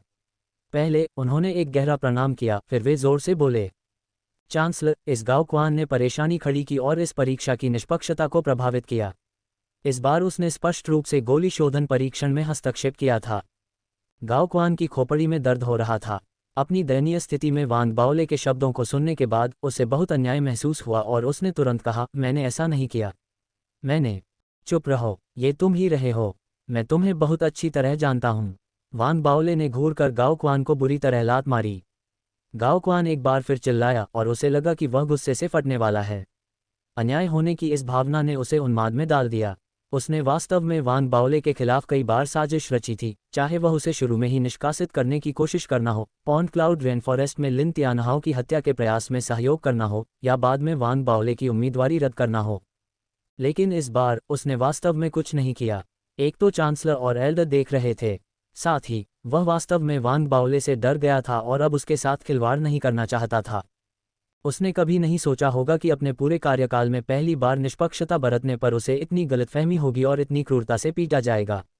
उस पल उसे बहुत गुस्सा आया, मानो पूरी दुनिया में अंधेरा छा गया हो, और वह गुस्से से वान बाओले पर चिल्लाने से खुद को नहीं रोक सका। वांग बाओले, इस बार ये वास्तव में मैं नहीं था। मैंने वास्तव में कुछ भी नहीं किया। उसकी आवाज़ भावनाओं से भरी हुई थी कि उसके साथ गलत हो रहा था, और यह सुनकर वांग बाओले एक पल के लिए स्तब्ध रह गया। दरअसल वांग बाओले के पास कोई सबूत नहीं था, लेकिन जब उसने गाओक्वान को देखा तो उसे सहज ही लगा कि वह एक अच्छा आदमी नहीं है और यह वही होगा जिसने परेशानी पैदा की होगी। क्या मैंने उसके साथ गलत किया होगा? कोई बात नहीं, अगर मैं गलत था तो ऐसा ही हो। उसने वैसे भी बहुत सारे बुरे काम किए हैं।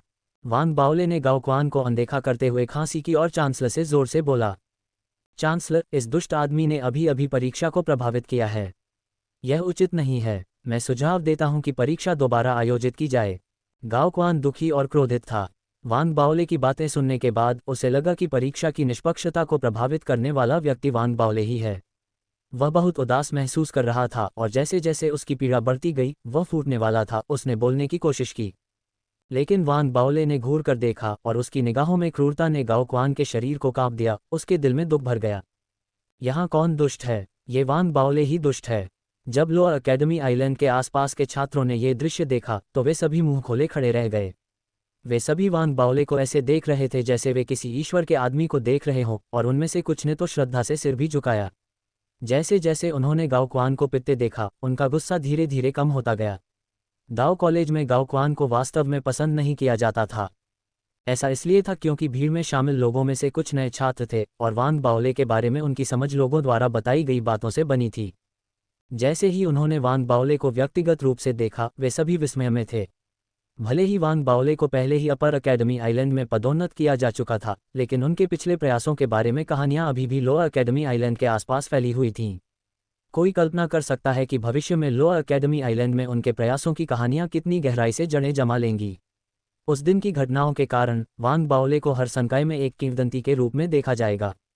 ये भी कहा जा सकता है कि दाओ कॉलेज में स्वीकार किए जाने वाले भावी नए छात्र वांग बाओले की किंवदंतियों के बारे में सुनते हुए बड़े होंगे जिस क्षण से उन्होंने लोअर एकेडमी आइलैंड पर कदम रखा था। जैसे जैसे वे धीरे धीरे अपर एकेडमी आइलैंड में पदोन्नत होते गए, वे जल्द से जल्द वांग बाओले के बारे में और अधिक जानकारी प्राप्त करना चाह सकते थे। लोअर एकेडमी आइलैंड के छात्रों के दिलों में वांग बाओले पहले से ही छात्रों के बीच एक अद्वितीय किंवदंती माने जाते थे। चौक के बाईं ओर खड़े चांसलर को इस समय बहुत बड़ा सिरदर्द हो रहा था।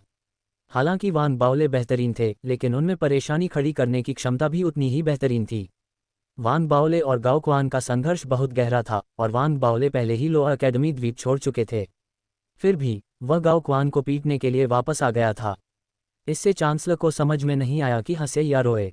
जब वह इस मुद्दे को हल करने के बारे में सोच रहा था तो सेंट्रल पब्लिक स्क्वायर में जो शियाओया की कोमल आवाज़ सुनाई दी, भाई बाओले, दोबारा टेस्ट की कोई ज़रूरत नहीं है। परिणाम फिर भी ऐसा ही होगा। जब वह बोल रही थी, जो शियाओया वांग बाओले के पास गई, उसका हाथ पकड़ा और धीरे से अपना सिर हिलाया। ऐसा कैसे हो सकता है?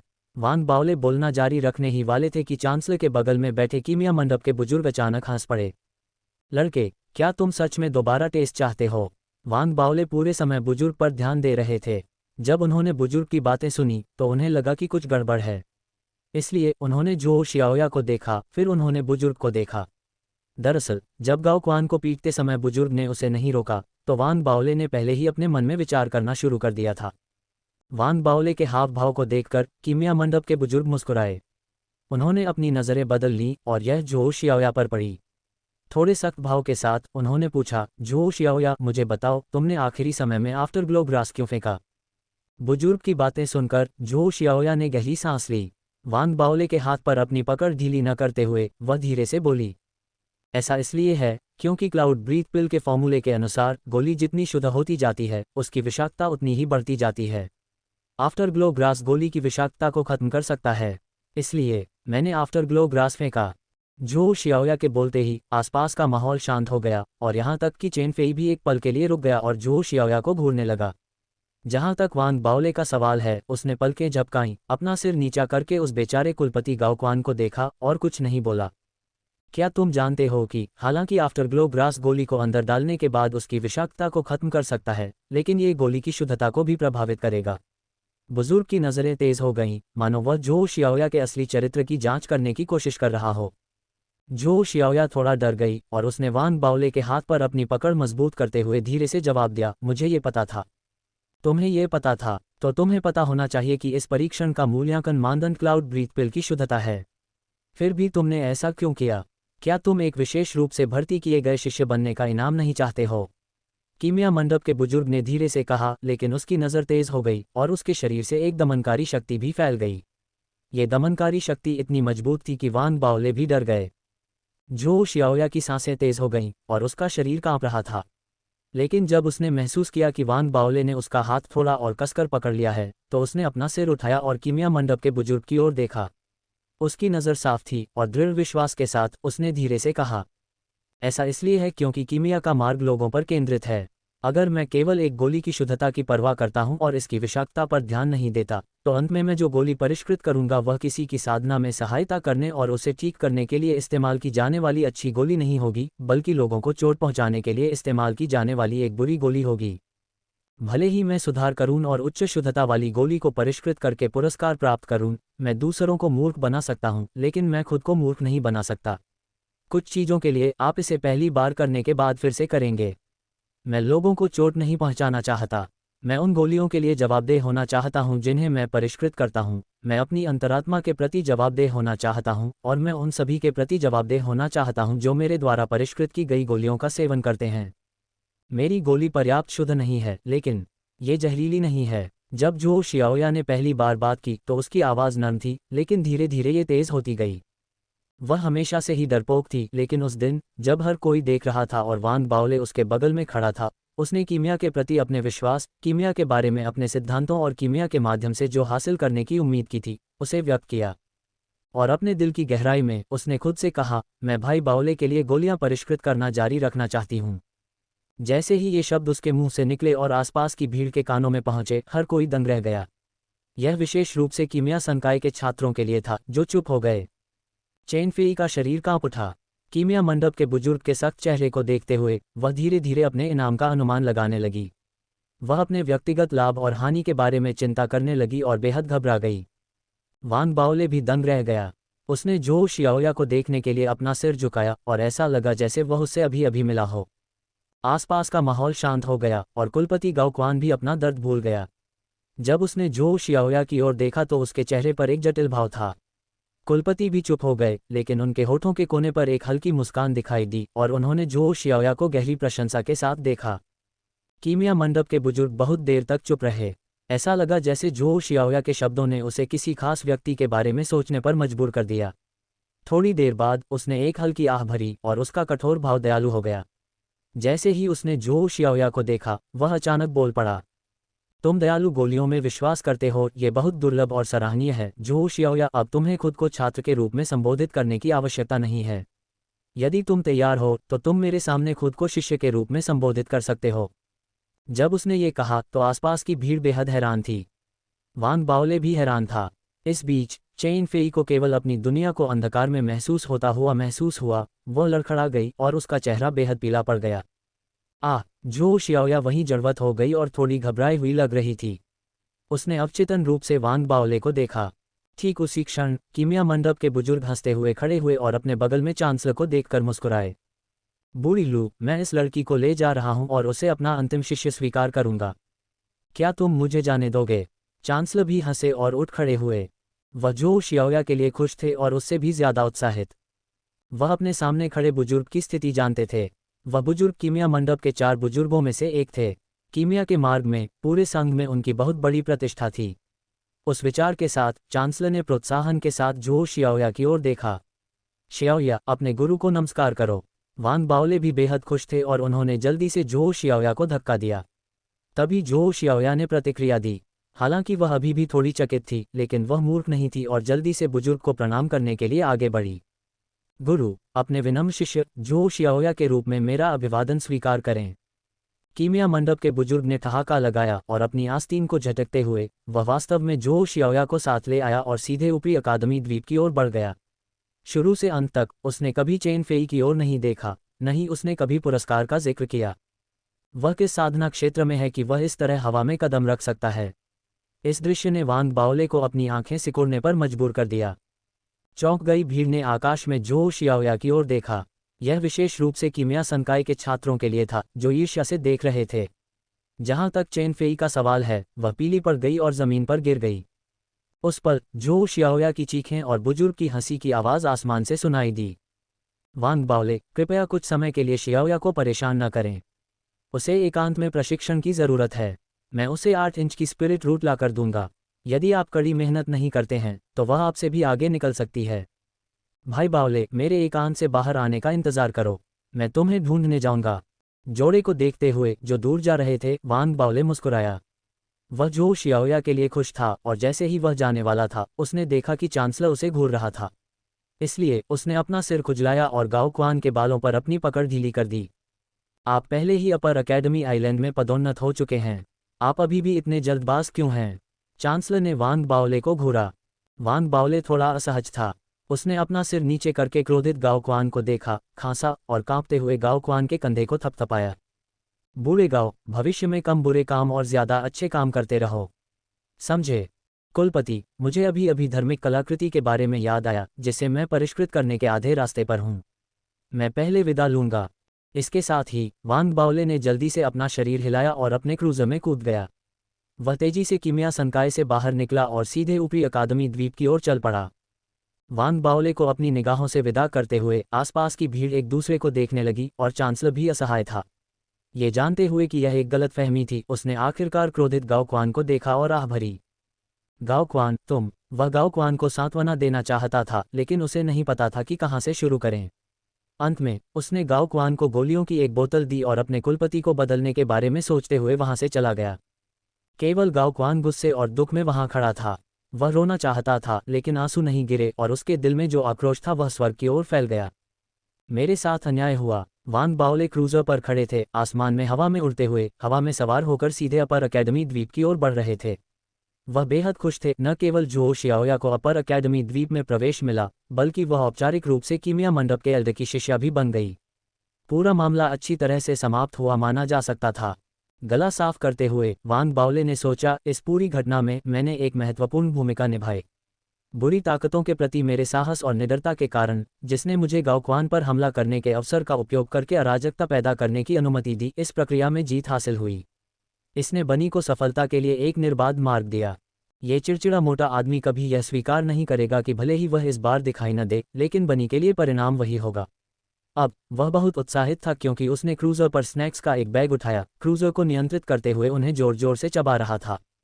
क्रूजर उड़ाने और साथ ही स्नैक्स खाने की क्षमता, ये क्षमता हर किसी में नहीं होती। वांग बाओले ने दिल खोलकर हंसा। जल्द ही क्रूजर बादलों को पार करके अपर अकेडमी द्वीप पर पहुंच गया। डूमिन भी कीमिया मंडप में है। भले ही मैंने उसे अपर अकेडमी द्वीप पर आने के बाद से ज्यादा नहीं देखा है, लेकिन अगर वह अच्छा कर रही है तो यह आश्चर्य की बात नहीं है, क्योंकि वह हमेशा अकादमिक रूप से उत्कृष्ट रही है। चेन ज़ीहेंग भी है, जो ज़ुओ युफान के साथ कॉम्बैट मंडप में है। मुझे कड़ी मेहनत करनी है और उन्हें मुझसे आगे नहीं निकलने देना है। ये सोचते हुए वांग बाओले ने गहरी सांस ली। वह गुफा के निवास पर वापस नहीं लौटा। इसके बजाय उसकी नज़र बीच की चोटी पर थी, जो उत्तर दिशा में पहाड़ों की ओर देख रही थी, जहां धार्मिक आयुध मंडप था। वांग बाओले ने पहले ही स्पिरिट इंट्रानेट पर आर्मामेंट डिसिपल मूल्यांकन के विवरण को पढ़ लिया था और समझ लिया था कि धार्मिक आर्मामेंट पवेलियन शिष्यों का मूल्यांकन उत्तरी पर्वत श्रृंखला पर हुआ था, जहां एक सैन्य प्रशासनिक विभाग शिष्यों के आर्मामेंट शिष्यों के लिए उन्नति मूल्यांकन की देखरेख करता था। हालांकि यदि कोई शिष्य सफलतापूर्वक 100 पूर्ण प्रथम श्रेणी के धार्मिक कलाकृतियों को परिष्कृत करता है, तो वे अपने आर्मामेंट शिष्य का दर्जा प्राप्त करने के लिए मूल्यांकन के लिए धार्मिक कलाकृतियों को भी भेज सकते हैं। मैं आर्मामेंट शिष्य बनने के लिए आगे बढ़ूंगा, फिर अपने कर्तव्यों का पालन करने के लिए एक विभाग चुनूंगा। वांग बाओले की आंखों में जुनून भर गया था क्योंकि वह क्रूजर को सीधे उत्तरी पर्वत श्रृंखला की ओर नियंत्रित कर रहा था। अपने रास्ते में जब वह मध्य शिखर से गुजरा तो उसने देखा कि परेड चौक पर एक विशाल सैन्य ड्रम खड़ा था। ये गहरे लाल रंग का था और अपने देहाती रूप के कारण आकर्षक था। शायद यही वह ड्रम है जिसका उल्लेख स्पिरिट इंट्रानेट पर लोगों ने किया है न? वांग बाओले की नज़र पल भर के लिए विशाल सैन्य ड्रम पर पड़ी तो वह ललचा गया। उसने स्पिरिट इंट्रानेट पर ड्रम के बारे में जानकारी देने वाली प्रविष्टियां पढ़ी थीं। कहा जाता था कि यह एक सैन्य ड्रम है जिसे केवल आर्मामेंट सैनिक ही बजा सकता है और इसका एक ही उद्देश्य है, एक एल्डर को आमंत्रित करना। धार्मिक आर्मामेंट के बारे में जो भी कठिन समस्याएं आती हैं, जब तक आर्मामेंट सैनिक सक्षम होते हैं वे सैन्य ड्रम बजा सकते हैं और समाधान पर सलाह के लिए एल्डर को आमंत्रित करने के लिए इसकी ध्वनि का उपयोग कर सकते हैं। हालांकि भले ही ड्रम कई सालों से स्थापित है, लेकिन इसे अक्सर नहीं बजाया गया था।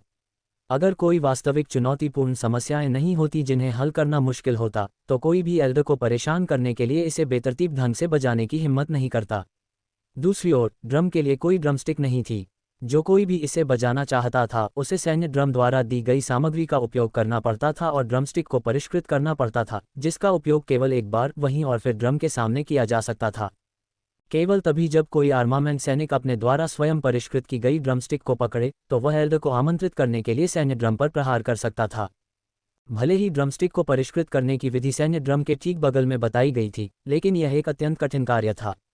एक हद तक इसे एक अनमोल खजाना नहीं माना जाता था। इसके अलावा प्रत्येक आर्मामेंट सैनिक को अपने पूरे जीवन काल में केवल एक ही मौका मिलता था। यदि वे असफल हो जाते तो वे अपनी पात्रता खो देते और इस प्रकार कोई भी व्यक्ति इस अवसर को अनजाने में गंवाने की हिम्मत नहीं करता था। वांग बाओले ने स्पिरिट इंट्रानेट पर पढ़ा था कि जिस छात्र ने सबसे अधिक बार ड्रम बजाने में कामयाबी हासिल की थी उसने अपने द्वारा परिष्कृत की गई ड्रमस्टिक का उपयोग करके इसे 5 बार किया था। यह अन्य लोगों की तुलना में कहीं अधिक था और परिणामस्वरूप जिस एल्डर को उसने अपनी समस्या पर सहायता देने के लिए आमंत्रित किया था वह कोई साधारण एल्डर नहीं था, बल्कि धार्मिक आर्मामेंट मंडप का ग्रैंड एल्डर था। प्रत्येक ग्रैंड एल्डर अपने अपने मंडपों में अविश्वसनीय रूप से उच्च दर्जा रखता है। केवल डिप्टी सेक्ट लॉर्ड और सेक्ट लॉर्ड को ही ग्रैंड एल्डर से ऊपर स्थान दिया जाता है, जबकि ग्रैंड सुप्रीम एल्डर पदानुक्रम में सबसे ऊपर होता है। भले ही वांग बाओले ने ऊपरी अकादमी द्वीप में प्रवेश करने के बाद अपना अधिकांश समय एकांत में बिताया था, लेकिन ईथरियल दाओ कॉलेज की संरचना के बारे में उनकी समझ उस समय से काफ़ी बढ़ गई थी जब वे निचले अकादमी द्वीप पर थे। वह पहले से ही समझ गया था कि ईथरियल दाओ कॉलेज में सबसे अधिक अधिकार रखने वाला रहस्यमयी ग्रैंड सुप्रीम एल्डर था। उसे ईथरियल दाओ कॉलेज में कभी नहीं देखा गया था, लेकिन उसका अस्तित्व एक लंगर की तरह था। ईथरियल दाओ कॉलेज में सभी के लिए आश्वासन और संघ की स्थिति। ग्रैंड सुप्रीम एल्डर के अधीनस्थों में ईथरियल दाओ कॉलेज के सेक्ट लॉर्ड और 3 डिप्टी सेक्ट लॉर्ड शामिल थे। उनके नीचे 10 मंडप और एक कॉलेज था।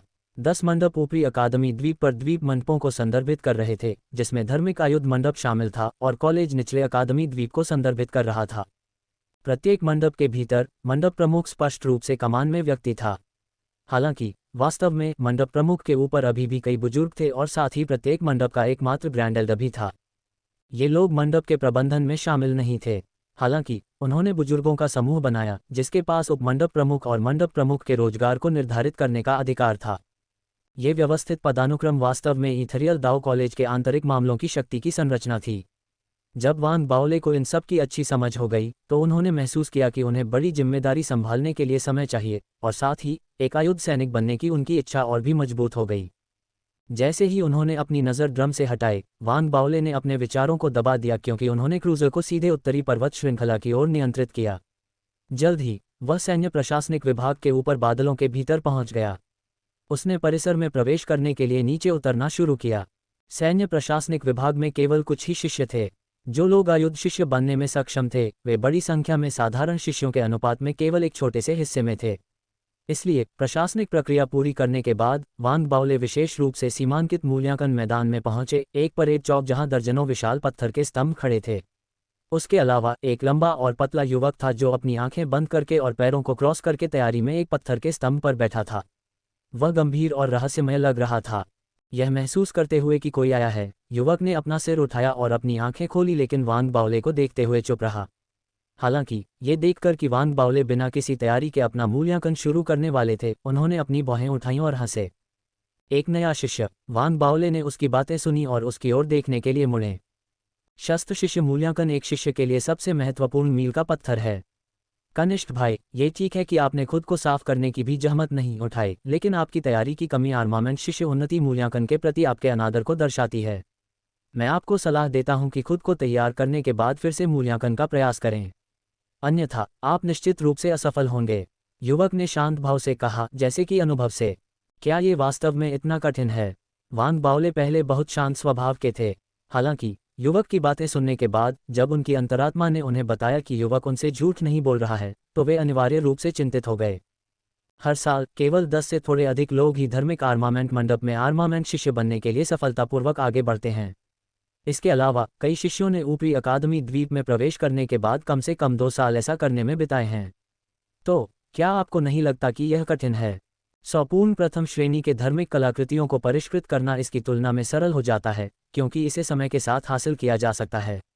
हालांकि मूल्यांकन रहस्यवादी क्षेत्र में 10 यादृच्छिक धार्मिक कलाकृतियां चुनी जाएंगी। किसी को बिना किसी गलती के निर्धारित समय के भीतर फिर से शोधन प्रक्रिया प्रस्तुत करनी होगी। अगर एक भी गलती हो जाए तो व्यक्ति असफल हो जाता है। क्या यह मुश्किल नहीं है? अपर अकेडमी आइलैंड में प्रवेश पाने वालों में से किसमें प्रतिभा नहीं है? आप जैसे लोग जो सोचते हैं कि मूल्यांकन पास करना आसान है, बहुतायत में हैं। मैंने 9 बार कोशिश की है और कई लोगों को देखा है, लेकिन मैंने एक भी ऐसा नहीं देखा जो सफल हुआ हो। युवक को नहीं पता था कि वान बाओले कौन है और वह अभिमानी स्वर में बोल रहा था। वान बाओले ने अजीब भाव से युवक की ओर देखा। वह सोच रहा था कि यह कैसे समझ में आता है कि युवक इतना अनुभव से भरा हुआ लग रहा था, क्योंकि उसने कई बार मूल्यांकन किया था। इसलिए विश्वास और संदेह दोनों के साथ वह सहज हो गया, क्योंकि उसने युवक की नकल की और क्रॉस लेग बैठकर तैयारी शुरू कर दी। यह महसूस करते हुए कि वान बाओले एक ऐसे व्यक्ति थे जो सलाह सुनेंगे, युवक ने हंसते हुए खुद को खुश महसूस किया। ऐसा लगा जैसे उसने वान बाओले में अपनी असफलता की पिछली छाया देखी हो। एक पल के बाद जब उसने अपनी तैयारी पूरी कर ली तो उसने अपना दाहिना हाथ उठाया और एक धार्मिक कलाकृति निकाली और उसे पत्थर के खंभे में डाल दिया। वान बाओले ने देखा और तुरंत एक धार्मिक कलाकृति प्राप्त की और उसे युवक की तरह ही पत्थर के खंभे में डाल दिया। Cloud frost sword. Wan Baole द्वारा प्राप्त धार्मिक कलाकृति को देखने के बाद युवक क्षण भर के लिए चौंक गया, क्योंकि उसने एक और धार्मिक कलाकृति प्राप्त करने और उसे पत्थर के खंभे में डालने से पहले वान बाओले पर कई बार नजर डाली। वान बाओले ने भी ऐसा ही किया और एक और धार्मिक कलाकृति प्राप्त की, स्पिरिट फॉग शील्ड। युवक ने आंखें खोलकर देखा। क्लाउड फ्रॉस्ट स्वॉर्ड प्रथम श्रेणी के धार्मिक कलाकृतियों में से एक सबसे चुनौतीपूर्ण वस्तु थी।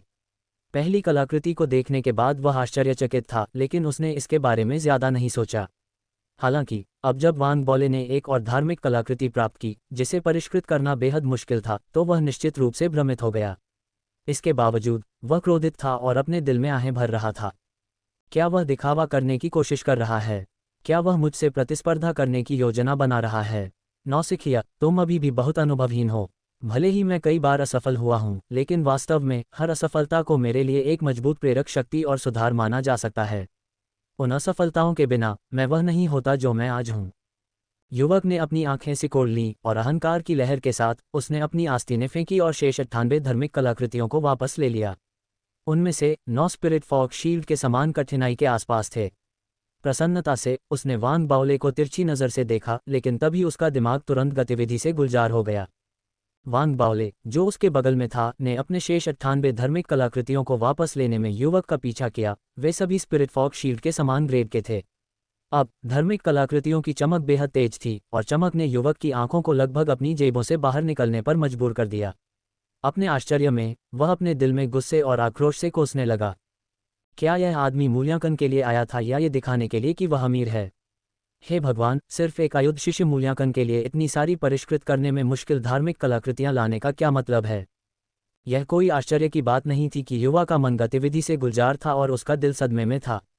एक शिष्य के रूप में जिसने पहले ही अपर अकेडमी द्वीप पर 2 साल बिताए थे, चाहे वह 9 मूल्यांकनों से गुजरने के अपने अनुभव के माध्यम से हो या सुनी सुनाई बातों से, उसने कभी वान बाओले जैसे किसी व्यक्ति के बारे में नहीं सुना या देखा था जो 100 परिपूर्ण प्रथम श्रेणी के धार्मिक कलाकृतियों के साथ मूल्यांकन से गुजरने की योजना बना रहा था, जिन्हें परिष्कृत करना बेहद मुश्किल था।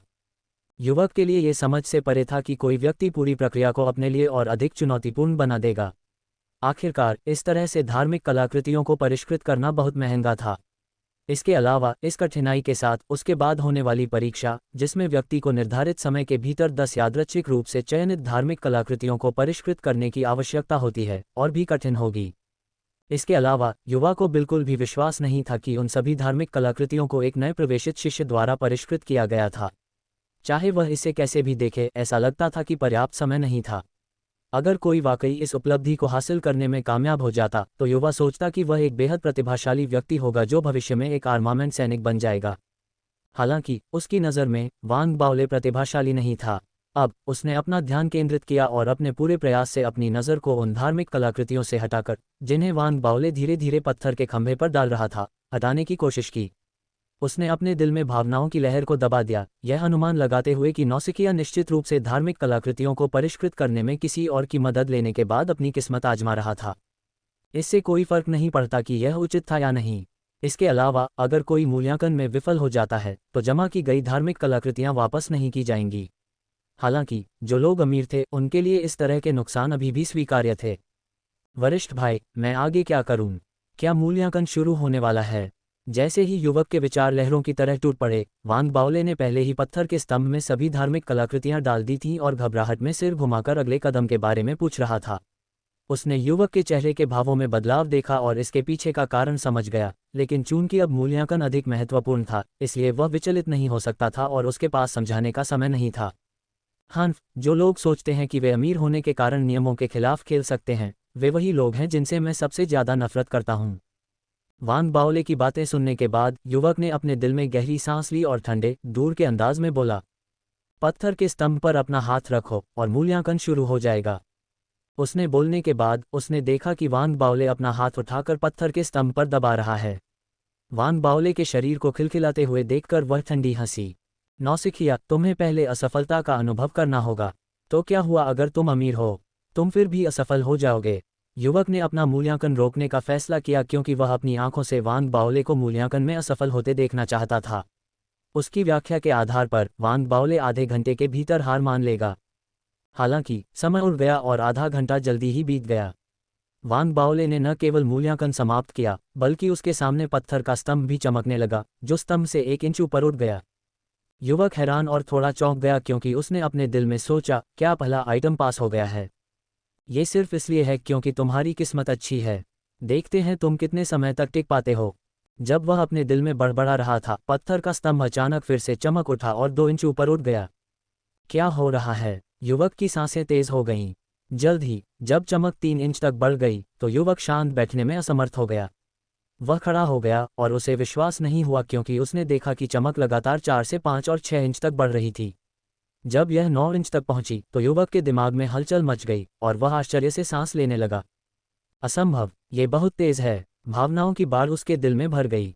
अगर कोई और सफल होता तो वह इस तरह से प्रतिक्रिया नहीं करता। हालांकि उसने देखा था कि वांग बावले द्वारा भेजी गई हर धार्मिक कलाकृति को परिष्कृत करना बेहद मुश्किल था और वह एक ऐसे स्तर की थी जो सामान्य से बहुत दूर थी। इसके बावजूद वह सफलता प्राप्त करने के करीब था। चमक के 9 इंच तक बढ़ने के कुछ ही समय बाद पत्थर की मूठ चमक उठी और एक बार फिर से बढ़ गई, 10 इंच की ऊंचाई तक पहुंच गई। ये शिष्य के आयुध शिष्य बनने में सफलता का संकेत था। जैसे ही सैन्य प्रशासनिक विभाग के शिष्यों को एहसास हुआ कि क्या हो रहा है, वे सभी इकट्ठा हो गए। कोई सफल हुआ है, एक नया आयुध शिष्य उभर कर आया है। सैन्य प्रशासनिक विभाग के शिष्य उस क्षेत्र में पहुंचे। युवक सदमे के कारण स्तब्ध था और पत्थर के खंभे के नीचे बैठे वांग बावले ने अपनी आंखें खोली और मूल्यांकन समाप्त किया। यह इतना कठिन नहीं लग रहा था। वांग बावले उलझन में था क्योंकि मूल्यांकन की कठिनाई वह नहीं थी जो युवक ने बताई थी। हालांकि ये देखकर कि वह सफल हो गया था, वह अभी भी उत्साहित था। वह खड़ा हुआ और मुट्ठी बांधकर चकित युवक को धन्यवाद दिया। जैसे ही वह मुड़ा, सैन्य प्रशासनिक विभाग के सभी शिष्य उसे बधाई देने के लिए उसके पास आए। हंसते हुए वांग बावले सैन्य प्रशासनिक विभाग के शिष्यों के साथ आधिकारिक रूप से आयुध शिष्य के रूप में पंजीकरण करने के लिए खुशी से चले गए।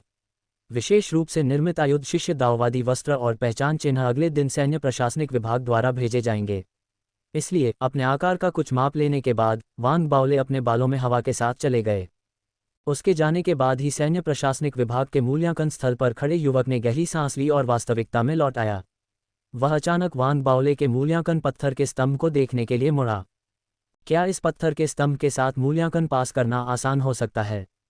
उस विचार के साथ युवक की आंखें चमक उठीं और उसने पत्थर के स्तंभ की स्थिति को मन ही मन नोट कर लिया।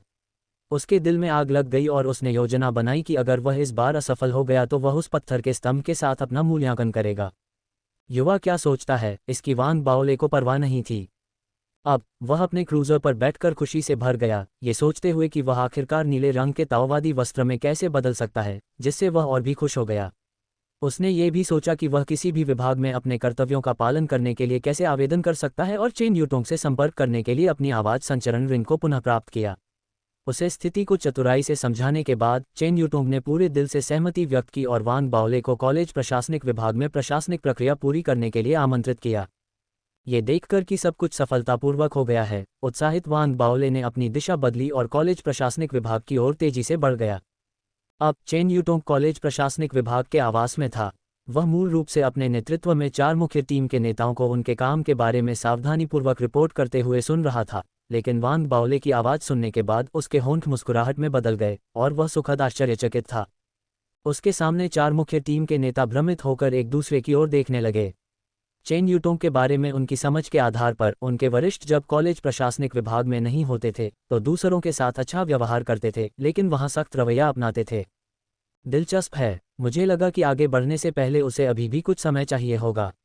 वह तेज है, ऐसा लगता है कि मास्टर ने जो कहा वह सच है। ये व्यक्ति निश्चित रूप से क्षमता से भरा है और उससे परिचित होना फायदेमंद है।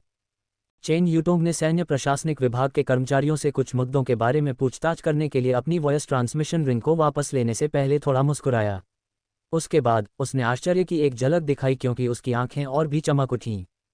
उसे वास्तव में ग्रेड ए परिणाम मिले। ऐसा लगता है कि उसने जो मैंने उसे पहले बताया था उसे दिल से लिया। अगर ऐसा है तो मैं अब उसके साथ अधीनस्थ की तरह व्यवहार नहीं कर सकता, क्योंकि भविष्य में वह बहुत संभावना से मेरा साथी बन जाएगा। मूल्यांकन परिणामों से जुड़े मामलों को शीर्ष गुप्त माना जाता था, लेकिन चेन यूटोंग अपनी उच्च स्थिति के कारण इसके बारे में भनक लगाने में सक्षम था। उस विचार के साथ चेन यूटोंग ने दृढ़ निश्चय किया और तुरंत आदेश जारी किए। इस बीच जैसे ही वांग बाओले कॉलेज प्रशासनिक विभाग की ओर बढ़े, उन्होंने जल्द ही देखा कि एक आर्मामेंट शिष्य की स्थिति असाधारण थी। रास्ते में उन्होंने देखा कि जब नीले ताओवादी वस्त्र पहने कई आर्मामेंट शिष्य गुजरते थे तो रास्ते में लगभग सभी साधारण शिष्य मुट्ठी बांधकर उनका अभिवादन करते थे। ये देखते हुए कि आर्मामेंट शिष्य कितने सौम्य थे, वांग बाओले की खुद भी ताओवादी पोशाक पहनने की उत्सुकता बढ़ गई। आर्मामेंट शिष्य होना निश्चित रूप से अलग है। दूर से देखने पर कॉलेज प्रशासनिक विभाग द्वारा कब्जा किया गया क्षेत्र बहुत बड़ा था। इसमें 4 मंजिला ऊंचा मंडप था जो कई 2 से 3 मंजिला ऊंची इमारतों से घिरा हुआ था, जिससे ऐसा लगता था कि इसे अन्य इमारतों से अलग रखा गया था। इसके चारों ओर अलग अलग फूल और पौधे भी उगे हुए थे। मुख्य फ्लोर के प्लाजा पर कई क्रूजर पार्क किए गए थे, जो आम शिष्यों के क्षेत्र में घूमने की वजह से गतिविधि से भरा हुआ था। आर्मामेंट शिष्यों के पास भी महत्वपूर्ण अधिकार था, क्योंकि लोग उनके पास से गुजरते समय बेहद सम्मान से पेश आते थे। तो ये कॉलेज प्रशासनिक विभाग है। ये पहली बार था जब वांग बाओले वहां गया था। जैसे ही वह पास आया, नीले रंग की दाववादी पोशाक पहने एक किशोर ने तुरंत उसे देखा और जल्दी से उसके पास गया, उसकी ओर मुस्कुराते हुए अपनी मुट्ठियां बांध लीं। क्या ये जूनियर भाई वांग बाओले है? दूसरे पक्ष को अपना नाम पुकारते हुए सुनकर वांग बाओले ने स्थिति को समझा और चेहरे पर मुस्कान के साथ अभिवादन का जवाब दिया। जूनियर भाई वांग, मैं जो पेंगहाई हूँ। कृपया अंदर आएं, सीनियर भाई चेन आपका इंतजार कर रहे हैं। उन्होंने पहले ही घोषणा कर दी थी कि भविष्य में आप हम में से एक बन जाएंगे। नीली शर्ट वाला किशोर कॉलेज प्रशासनिक विभाग के 4 टीम लीडरों में से एक था। अब जब वह वांग बाओले को अंदर ले गया तो उसने चुपके से उसका आंकलन किया, ये जानते हुए कि उसके सामने वाला व्यक्ति भविष्य में उसके जैसा ही टीम लीडर बन सकता है। इसलिए उसने वांग बाओले के साथ घुलने मिलने की योजना बनाई। रास्ते में वे दिल खोलकर बातें कर रहे थे। वांग बाओले कॉलेज प्रशासनिक विभाग के पिछवाड़े में घुसा और 3 मंजिला ऊंचे मंडपों में से एक में गया, जहां उसने चेन यूटोंग को देखा जो अपनी चाय का आनंद ले रहा था। नमस्कार सीनियर भाई चेन। हमेशा की तरह नहीं, इस बार वांग बाओले तेजी से आगे बढ़ा और मुट्ठी बांधकर और चेहरे पर गंभीर भाव के साथ चेन यूटोंग का अभिवादन किया। इससे पहले कि वह घुटने टेक पाता, चेन यूटोंग ने मुस्कुराते हुए वांग बाओले को खड़ा करने के लिए हाथ बढ़ाया। जूनियर भाई बाओले, औपचारिकताओं की कोई ज़रूरत नहीं है। आइए यहाँ बैठिए। बोलते हुए चेन यूटोंग ने वांग बाओले को एक सीट पर बिठाया। जल्द ही जिस टीम लीडर ने नेतृत्व किया था उसने स्पिरिट चाय बनाई और उन दोनों के सामने रख दी। फिर वह चेन यूटोंग के पीछे खड़ा हो गया, सम्मानपूर्वक मौन रहा। चेन यूटोंग ने सबसे पहले वांग बाओले को आर्मामेंट शिष्य बनने के लिए बधाई दी। कुछ देर बातचीत करने के बाद चेन यूटोंग ने खुशी खुशी एक पहचान चिन्ह प्राप्त किया और उसे वांग बाओले को दे दिया। जूनियर भाई बाओले, आपकी योग्यता के साथ आपको आर्मामेंट सैनिक बनने में ज़्यादा समय नहीं लगेगा। साथ ही मुझे पता है कि आप लोअर अकेडमी आइलैंड में अपने समय के दौरान हेड प्रीफेक्ट थे और कॉलेज अनुशासन विभाग के प्रभारी थे। आपको इस क्षेत्र में अनुभव है और चूंकि कॉलेज प्रशासनिक विभाग में इंस्पेक्टर मुख्य टीम के लिए एक नेता की कमी है, इसलिए मैं सोच रहा था कि क्या आप अस्थायी रूप से जिम्मेदारी संभालेंगे और इसमें मेरी मदद करेंगे। चेन यूटोंग ने चेहरे पर मुस्कान के साथ वांग बाओले को देखा। वांग बाओले चौंककर सतर्क हो गया। भले ही वह पहले कॉलेज प्रशासनिक विभाग में नहीं गया था, लेकिन उसने स्पिरिट इंट्रानेट पर इसके बारे में बहुत कुछ पढ़ा था और समझ गया था कि चेन यूटोंग के अलावा सबसे अधिक अधिकार वाला इंस्पेक्टर मुख्य टीम थी, जो अपनी शक्ति से दूसरों का निरीक्षण करती थी। दुर्भाग्य से ये हमेशा चेन यूटोंग के नियंत्रण में रहा था, जिसने अपनी शक्ति नहीं छोड़ी। अगली पंक्ति में 4 न्यायपालिका मुख्य टीमें होंगी, जिनमें से प्रत्येक में मुख्य टीम लीडर, एक अधीनस्थ टीम लीडर और कॉलेज प्रशासनिक विभाग के कई अन्य साधारण शिष्य शामिल होंगे। हालांकि अभी चेन यूटोंग का मतलब यह था कि वह इंस्पेक्टर टीम के मुख्य टीम लीडर का कर्तव्य वांग बाओले को सौंपना चाहता था। न केवल वांग बाओले हैरान था, बल्कि चेन यूतोंग के पीछे खड़ा नीला वस्त्र पहने किशोर जो पेंगहाई भी चौंक गया था। उसने सोचा था कि वांग बाओले को अधिकतम वही पद मिलेगा जो उसे प्राप्त होगा, और उसने कभी नहीं सोचा था कि वांग बाओले को इतनी शक्ति दी जाएगी। उसकी सांसें तेज हो गईं, और जैसे ही उसने वांग बाओले को देखा, वह और भी सख्त और जिज्ञासु हो गया। उसके दिल में आक्रोश की एक झलक थी।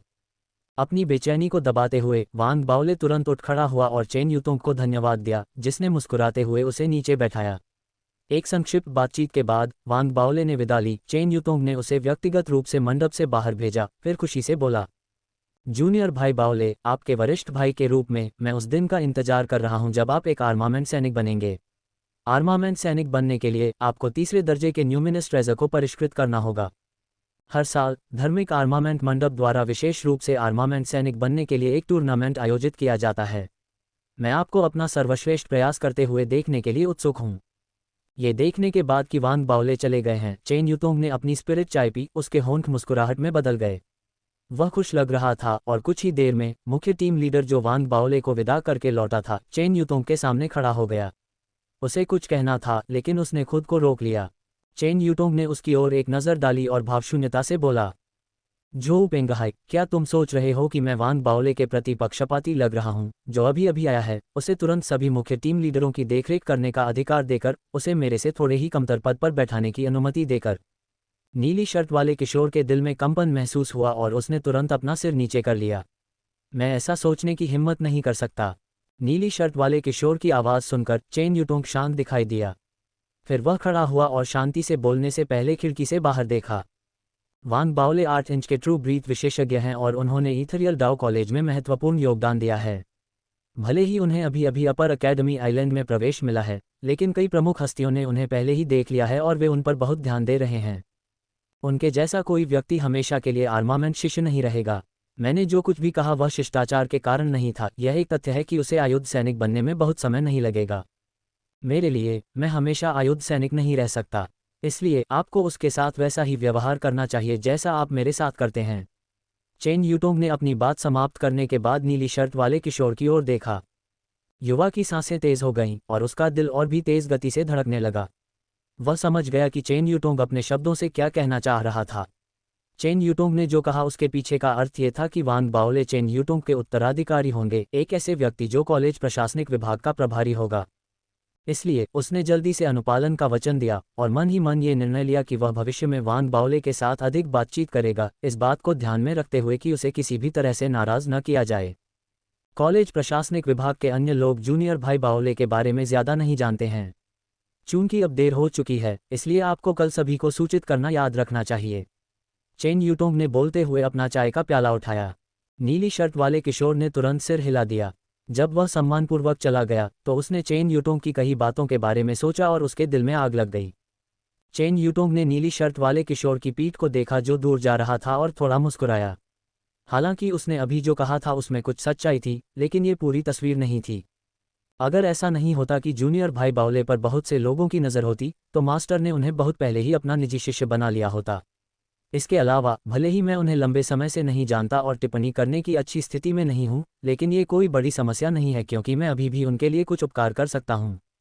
जूनियर भाई बाओले पक्षपाती और द्वेषी व्यक्ति हैं, और वे यह नहीं भूलेंगे कि अंकल मास्टर लू, मास्टर और मैंने उनके साथ कितना अच्छा व्यवहार किया है। उन्हें अपने असली जूनियर भाइयों में से एक मानना अतिशयोक्ति नहीं माना जा सकता। अगर मैं उनके प्रति पक्षपाती नहीं हूं, तो उनकी देखभाल कौन करेगा? चेन यूटोंग ने अपनी आंखें सिकोड़ लीं और सोचा कि उसके गुरु ने उसे क्या बताया था। उसकी आंखें भी चमक उठीं जब उसने इथरियल दाओ कॉलेज के बारे में अपनी समझ के बारे में सोचा। चाचा मास्टर लू के पास पहले से ही लॉ एकेडमी आइलैंड के चांसलर के रूप में एक मजबूत स्थिति है, जिसे कोई भी उखाड़ नहीं सकता। ये हमारे कबीले की नींव है। आगे जो होगा वह ग्रैंड मास्टर का डिप्टी सेक्ट लॉर्ड के रूप में आगे बढ़ना होगा। एक बार जब ये बुजुर्ग सफल हो जाता है, तो मास्टर के लिए धार्मिक आयुध मंडप का ग्रैंड एल्डर बनने का समय आ जाएगा। तब तक हमारे कबीले की इस पीढ़ी में केवल जूनियर भाई बाओले और मैं ही एक दूसरे का समर्थन करने और आगे बढ़ने के लिए बचे रहेंगे। जूनियर भाई बाओले, आपको कड़ी मेहनत करनी चाहिए और जल्द ही एक आर्मामेंट सैनिक बनना चाहिए। चेन यूटोंग मुस्कुराया, उसकी आंखों में प्रत्याशा की झलक साफ दिखाई दे रही थी। उसके गुरु वही थे जो वान बाओले को बहुत मानते थे और जब वह लोअर अकेडमी द्वीप पर था तब उसने उसे स्टोरेज ब्रेसलेट दिया था। उसके चाचा गुरु स्वाभाविक रूप से लोअर अकेडमी द्वीप के पुराने चिकित्सक थे। उसी समय वान बाओले, जो कॉलेज प्रशासनिक विभाग से बाहर निकल रहा था, अभी भी अपने सिर में भ्रम से उबर रहा था। भले ही उसने नियुक्ति स्वीकार कर ली थी और वह उत्तेजित और उत्साहित था, लेकिन पूरी घटना अजीब लग रही थी। उसे बिल्कुल भी विश्वास नहीं था कि चेन यूटोंग के साथ उसकी जो संक्षिप्त व्यक्तिगत मित्रता बनी थी, वह चेन यूटोंग को इंस्पेक्टर मुख्य टीम के मुख्य टीम लीडर का पद यूं ही दे देगी। वान बाओले उस पद को धारण करने के महत्व के बारे में बेहद जागरूक थे। इससे मैं कॉलेज प्रशासनिक विभाग का उप प्रमुख बन गया। वान बाओले ने गहरी सांस ली, उसकी आंखों में गहरी सोच की झलक साफ दिखाई दे रही थी। उसे ये भी विश्वास नहीं था कि उसे ऐसे विशेषाधिकार सिर्फ इसलिए मिले क्योंकि उसने 8 इंच के स्पिरिट रूट चरण में सफलता प्राप्त कर ली थी। बहुत देर तक सोचने के बाद भी उसके पास इसका कोई स्पष्टीकरण नहीं था, लेकिन कुछ कदम चलने के बाद वह अचानक रुक गया। एक संभावना है, अगर चेन यूटोंग का गुरु वह एल्डर था जिसने मुझे लोअर अकेडमी द्वीप पर रहते हुए स्टोरेज ब्रेसलेट और जेड स्लिप दी थी, तो इसका मतलब है कि इस गुरु और प्रशिक्षु जोड़ी के साथ साथ चांसलर के बीच एक वंश का निर्माण हुआ है। साथ ही चांसलर मेरे साथ काफ़ी अच्छा व्यवहार करते हैं। ये सोचते ही उच्च अधिकारियों की आत्मकथाओं की कहानियां तुरंत वान बाओले के दिमाग में उभर आईं। उसे कुछ देर बाद कुछ समझ में आया। वंश। वान बाओले का दिल कांप उठा। वह शब्द हमेशा उसके दिमाग में एक रहस्यमय शब्द रहा था। अब जैसे जैसे वह धीरे धीरे इसका अर्थ समझ रहा था, वह अभी भी संशय में होने के बावजूद उत्तेजित हो रहा था। हालांकि उसे ये भी चिंता थी कि उसने कोई गलती की है। वह कुछ देर तक विचारों से जूझता रहा और अपने दांत पीसता रहा। अब मैं ज्यादा परवाह नहीं कर सकता, क्योंकि अब मैं इंस्पेक्टर मुख्य टीम का मुख्य टीम लीडर हूं। इस विचार के साथ वान बाओले ने अब इस बात पर ध्यान नहीं दिया कि चेन यूटोंग उसके लिए विशेष रूप से अच्छा क्यों था। हालांकि वान बाओले के पास एक जीवन सिद्धांत था, वह हमेशा दूसरों द्वारा किए गए उपकारों को याद रखेगा। यह एक ऐसा बिंदु था जो उसके पिता ने उसे बचपन से ही सिखाया था। साथ ही उच्च अधिकारियों की आत्मकथाओं में भी इसका कई बार उल्लेख किया गया था। इसलिए वान बाओले का ये दृष्टिकोण उसके मन में उतनी ही गहराई से समाया हुआ था जितना कि उसके मन में मौजूद द्वेष, और इसे उसका जीवन सिद्धांत माना जा सकता है। अब वान बाओले खुश मूड में था, क्योंकि वह सोच रहा था कि कैसे वह न केवल एक आर्मामेंट शिष्य बनने के लिए आगे बढ़ा था, बल्कि कॉलेज प्रशासनिक विभाग के नेताओं में से एक भी बन गया था। वह खुश था, लेकिन साथ ही यह भी जानता था कि कॉलेज प्रशासनिक विभाग में काम करने वाले ज्यादातर लोग, खास तौर पर उसके इंस्पेक्टर मेन टीम के लोग, अभी भी उसकी पहचान से अनजान थे। हालांकि खबर फैल जाएगी और पूरे कॉलेज प्रशासनिक विभाग को इसके बारे में सुनने में कुछ ही दिन लगेंगे। मुझे शांति के इस दौर को संजोकर रखना चाहिए, जहां मेरी योग्यताएं दूसरों को पता नहीं हैं। वान बाओले ने सोचा, क्योंकि उसने विनम्र और शांत रहने की योजना बनाई थी। गुफा निवास की ओर वापस जाते समय वह घाटी में बाजार से गुजरते हुए कुछ पल के लिए रुका, जहां वह अटारी भी थी जिसमें वह कभी रहता था। अब शाम हो चुकी थी, वह समय जब बाजार सबसे ज्यादा व्यस्त रहता था। गतिविधि की आवाज़ों के बीच सुगंधित खुशबू की लहरें भी फैल रही थीं। वान बाओले ने एक कश लिया और उसकी भूख बढ़ गई, लेकिन वह अपनी इच्छाओं से जूझ रहा था। इसे भूल जाओ, चूंकि आज कुछ खुशी की बात हुई है, इसलिए मैं इसे खुद को इनाम देने जैसा मानूंगा। उस विचार के साथ वान बाओले को तुरंत लगा कि उसका तनाव दूर हो गया है। उसकी आंखों में एक चमक सी चमक उठी और वह सीधे बाजार की ओर भागा। थोड़ी देर में व्यस्त बाजार में वान बाओले तले हुए आलू खाते हुए तले हुए अंडों के एक बर्तन को गले लगा रहा था और अपने कदमों में हल्केपन के साथ बाजार का पता लगा रहा था। उसने आसपास की सभी दुकानों पर नजर डाली और पाया कि वहां कई शिष्य थे जो उसके जैसे ही शरीर के आकार के थे, और उसे लगा कि बाजार एक अच्छी जगह है। खाने के अलावा वहां रोजमर्रा की जरूरतों सहित कई अन्य विविध वस्तुएं भी बेची जा रही थीं। इतना ही नहीं, वे सभी कई किस्मों में उपलब्ध थे, इसलिए भले ही वे महंगे थे, फिर भी वे स्वीकार्य थे, क्योंकि इससे कई शिष्यों के लिए इथेरियल सिटी तक यात्रा करने में कुछ समय की बचत हुई। वान बाओले ने एक ब्रेज्ड अंडा उठाकर अपने मुंह में डालते हुए पूरा मजा लिया। वह वहां से जाना चाहता था, लेकिन उसने एक स्नैक स्टोर देखा जहां वह पास में रहने के दौरान बार बार जाता था। जिस चीज ने उसका सबसे ज्यादा ध्यान खींचा वह ये थी कि स्टोर के बाहर बैनर पर विज्ञापन दिया गया था कि एक नया उत्पाद लॉन्च किया गया है। वान बाओले की आंखें चमक उठीं और वह तुरंत वहां चला गया। स्टोर का मालिक एक मध्यम आयु वर्ग का व्यक्ति था जो 7 साल से अपर अकेडमी द्वीप पर था। हालांकि वह अभी भी एक प्रथम स्तर के ट्रू ब्रीथ विशेषज्ञ के रूप में एक साधारण शिष्य था। जब उसने वान बाओले को देखा तो उसने तुरंत उसका उत्साहपूर्वक अभिवादन किया। जैसे ही वान बाओले ने स्टोर में कदम रखा, उसने अपना हाथ हिलाया और खुलकर बात की। बूढ़े लियू, अब तक व्यापार कैसा रहा? मुझे इस नए नाश्ते के 100 पैकेट दे दो। मध्यम आयु वर्ग के स्टोर मालिक भी बहुत खुश थे। वांग बाओले हर बार जब भी उनके स्टोर पर आते थे तो अपनी खरीदारी में उदारता दिखाते थे, जिससे वे बेहद खुश होते थे।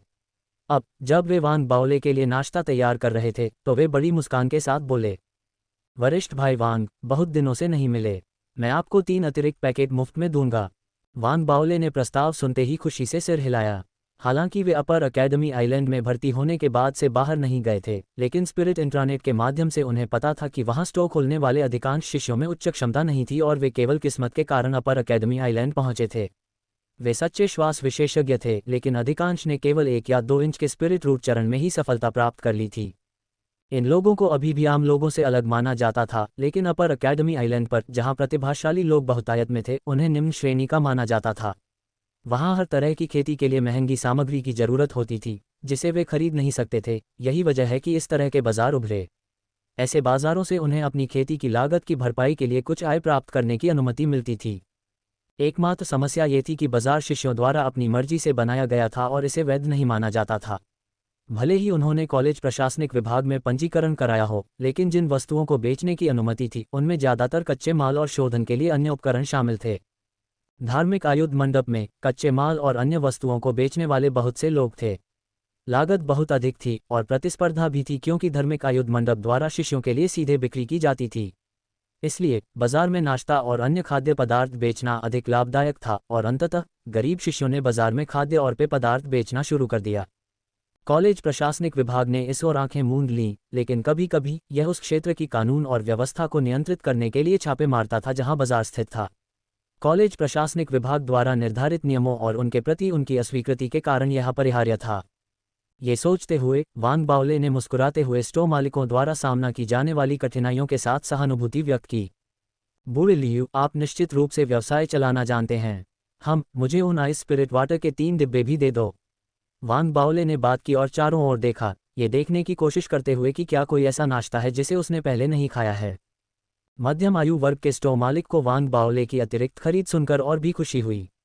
उसने जल्दी से वांग बाओले के लिए सब कुछ पैक किया और कुछ ही देर में उसने नाश्ते के 103 पैक और साथ ही आइस स्पिरिट वाटर के 3 डिब्बे वांग बाओले के सामने रख दिए। वांग बाओले संतुष्ट था। वह अपने स्पिरिट स्टोन्स को वापस लेने ही वाला था कि अचानक बाहर से कदमों की गंदी आवाज़ें और सदमे की आवाज़ें फैल गईं। कॉलेज प्रशासनिक विभाग यहाँ है। अरे, क्या वे कल ही नहीं आए थे? वे आज फिर यहाँ क्यों हैं? अफरा तफरी में वांग बाओले के बगल में खड़ा अधेड़ उम्र का स्टोर मालिक तुरंत पीला पड़ गया। वांग बाओले भी हैरान होकर बाहर देखने के लिए मुड़ा और तुरंत उसने कॉलेज प्रशासनिक विभाग के वस्त्र पहने दसियों शिष्यों को कई आर्मामेंट शिष्यों के नेतृत्व में बाजार में प्रवेश करते देखा। यह अराजकता थी और पूरे क्षेत्र में हर जगह हलचल मच गई। कॉलेज प्रशासनिक विभाग के शिष्य बेहद उग्र दिख रहे थे। जैसे ही वे गुजरे, उन्होंने दुकानों को बेरहमी से तहस नहस कर दिया। स्टोर मालिक बेहद परेशान थे, लेकिन उन्हें ऐसा करने से रोकने की हिम्मत नहीं हुई और वे केवल अपनी चिंता को दबा सकते थे, क्योंकि वे कोमल स्वर में तत्काल बात कर रहे थे। इस दृश्य ने वांग बाओले को भौहें सिकोड़ दीं।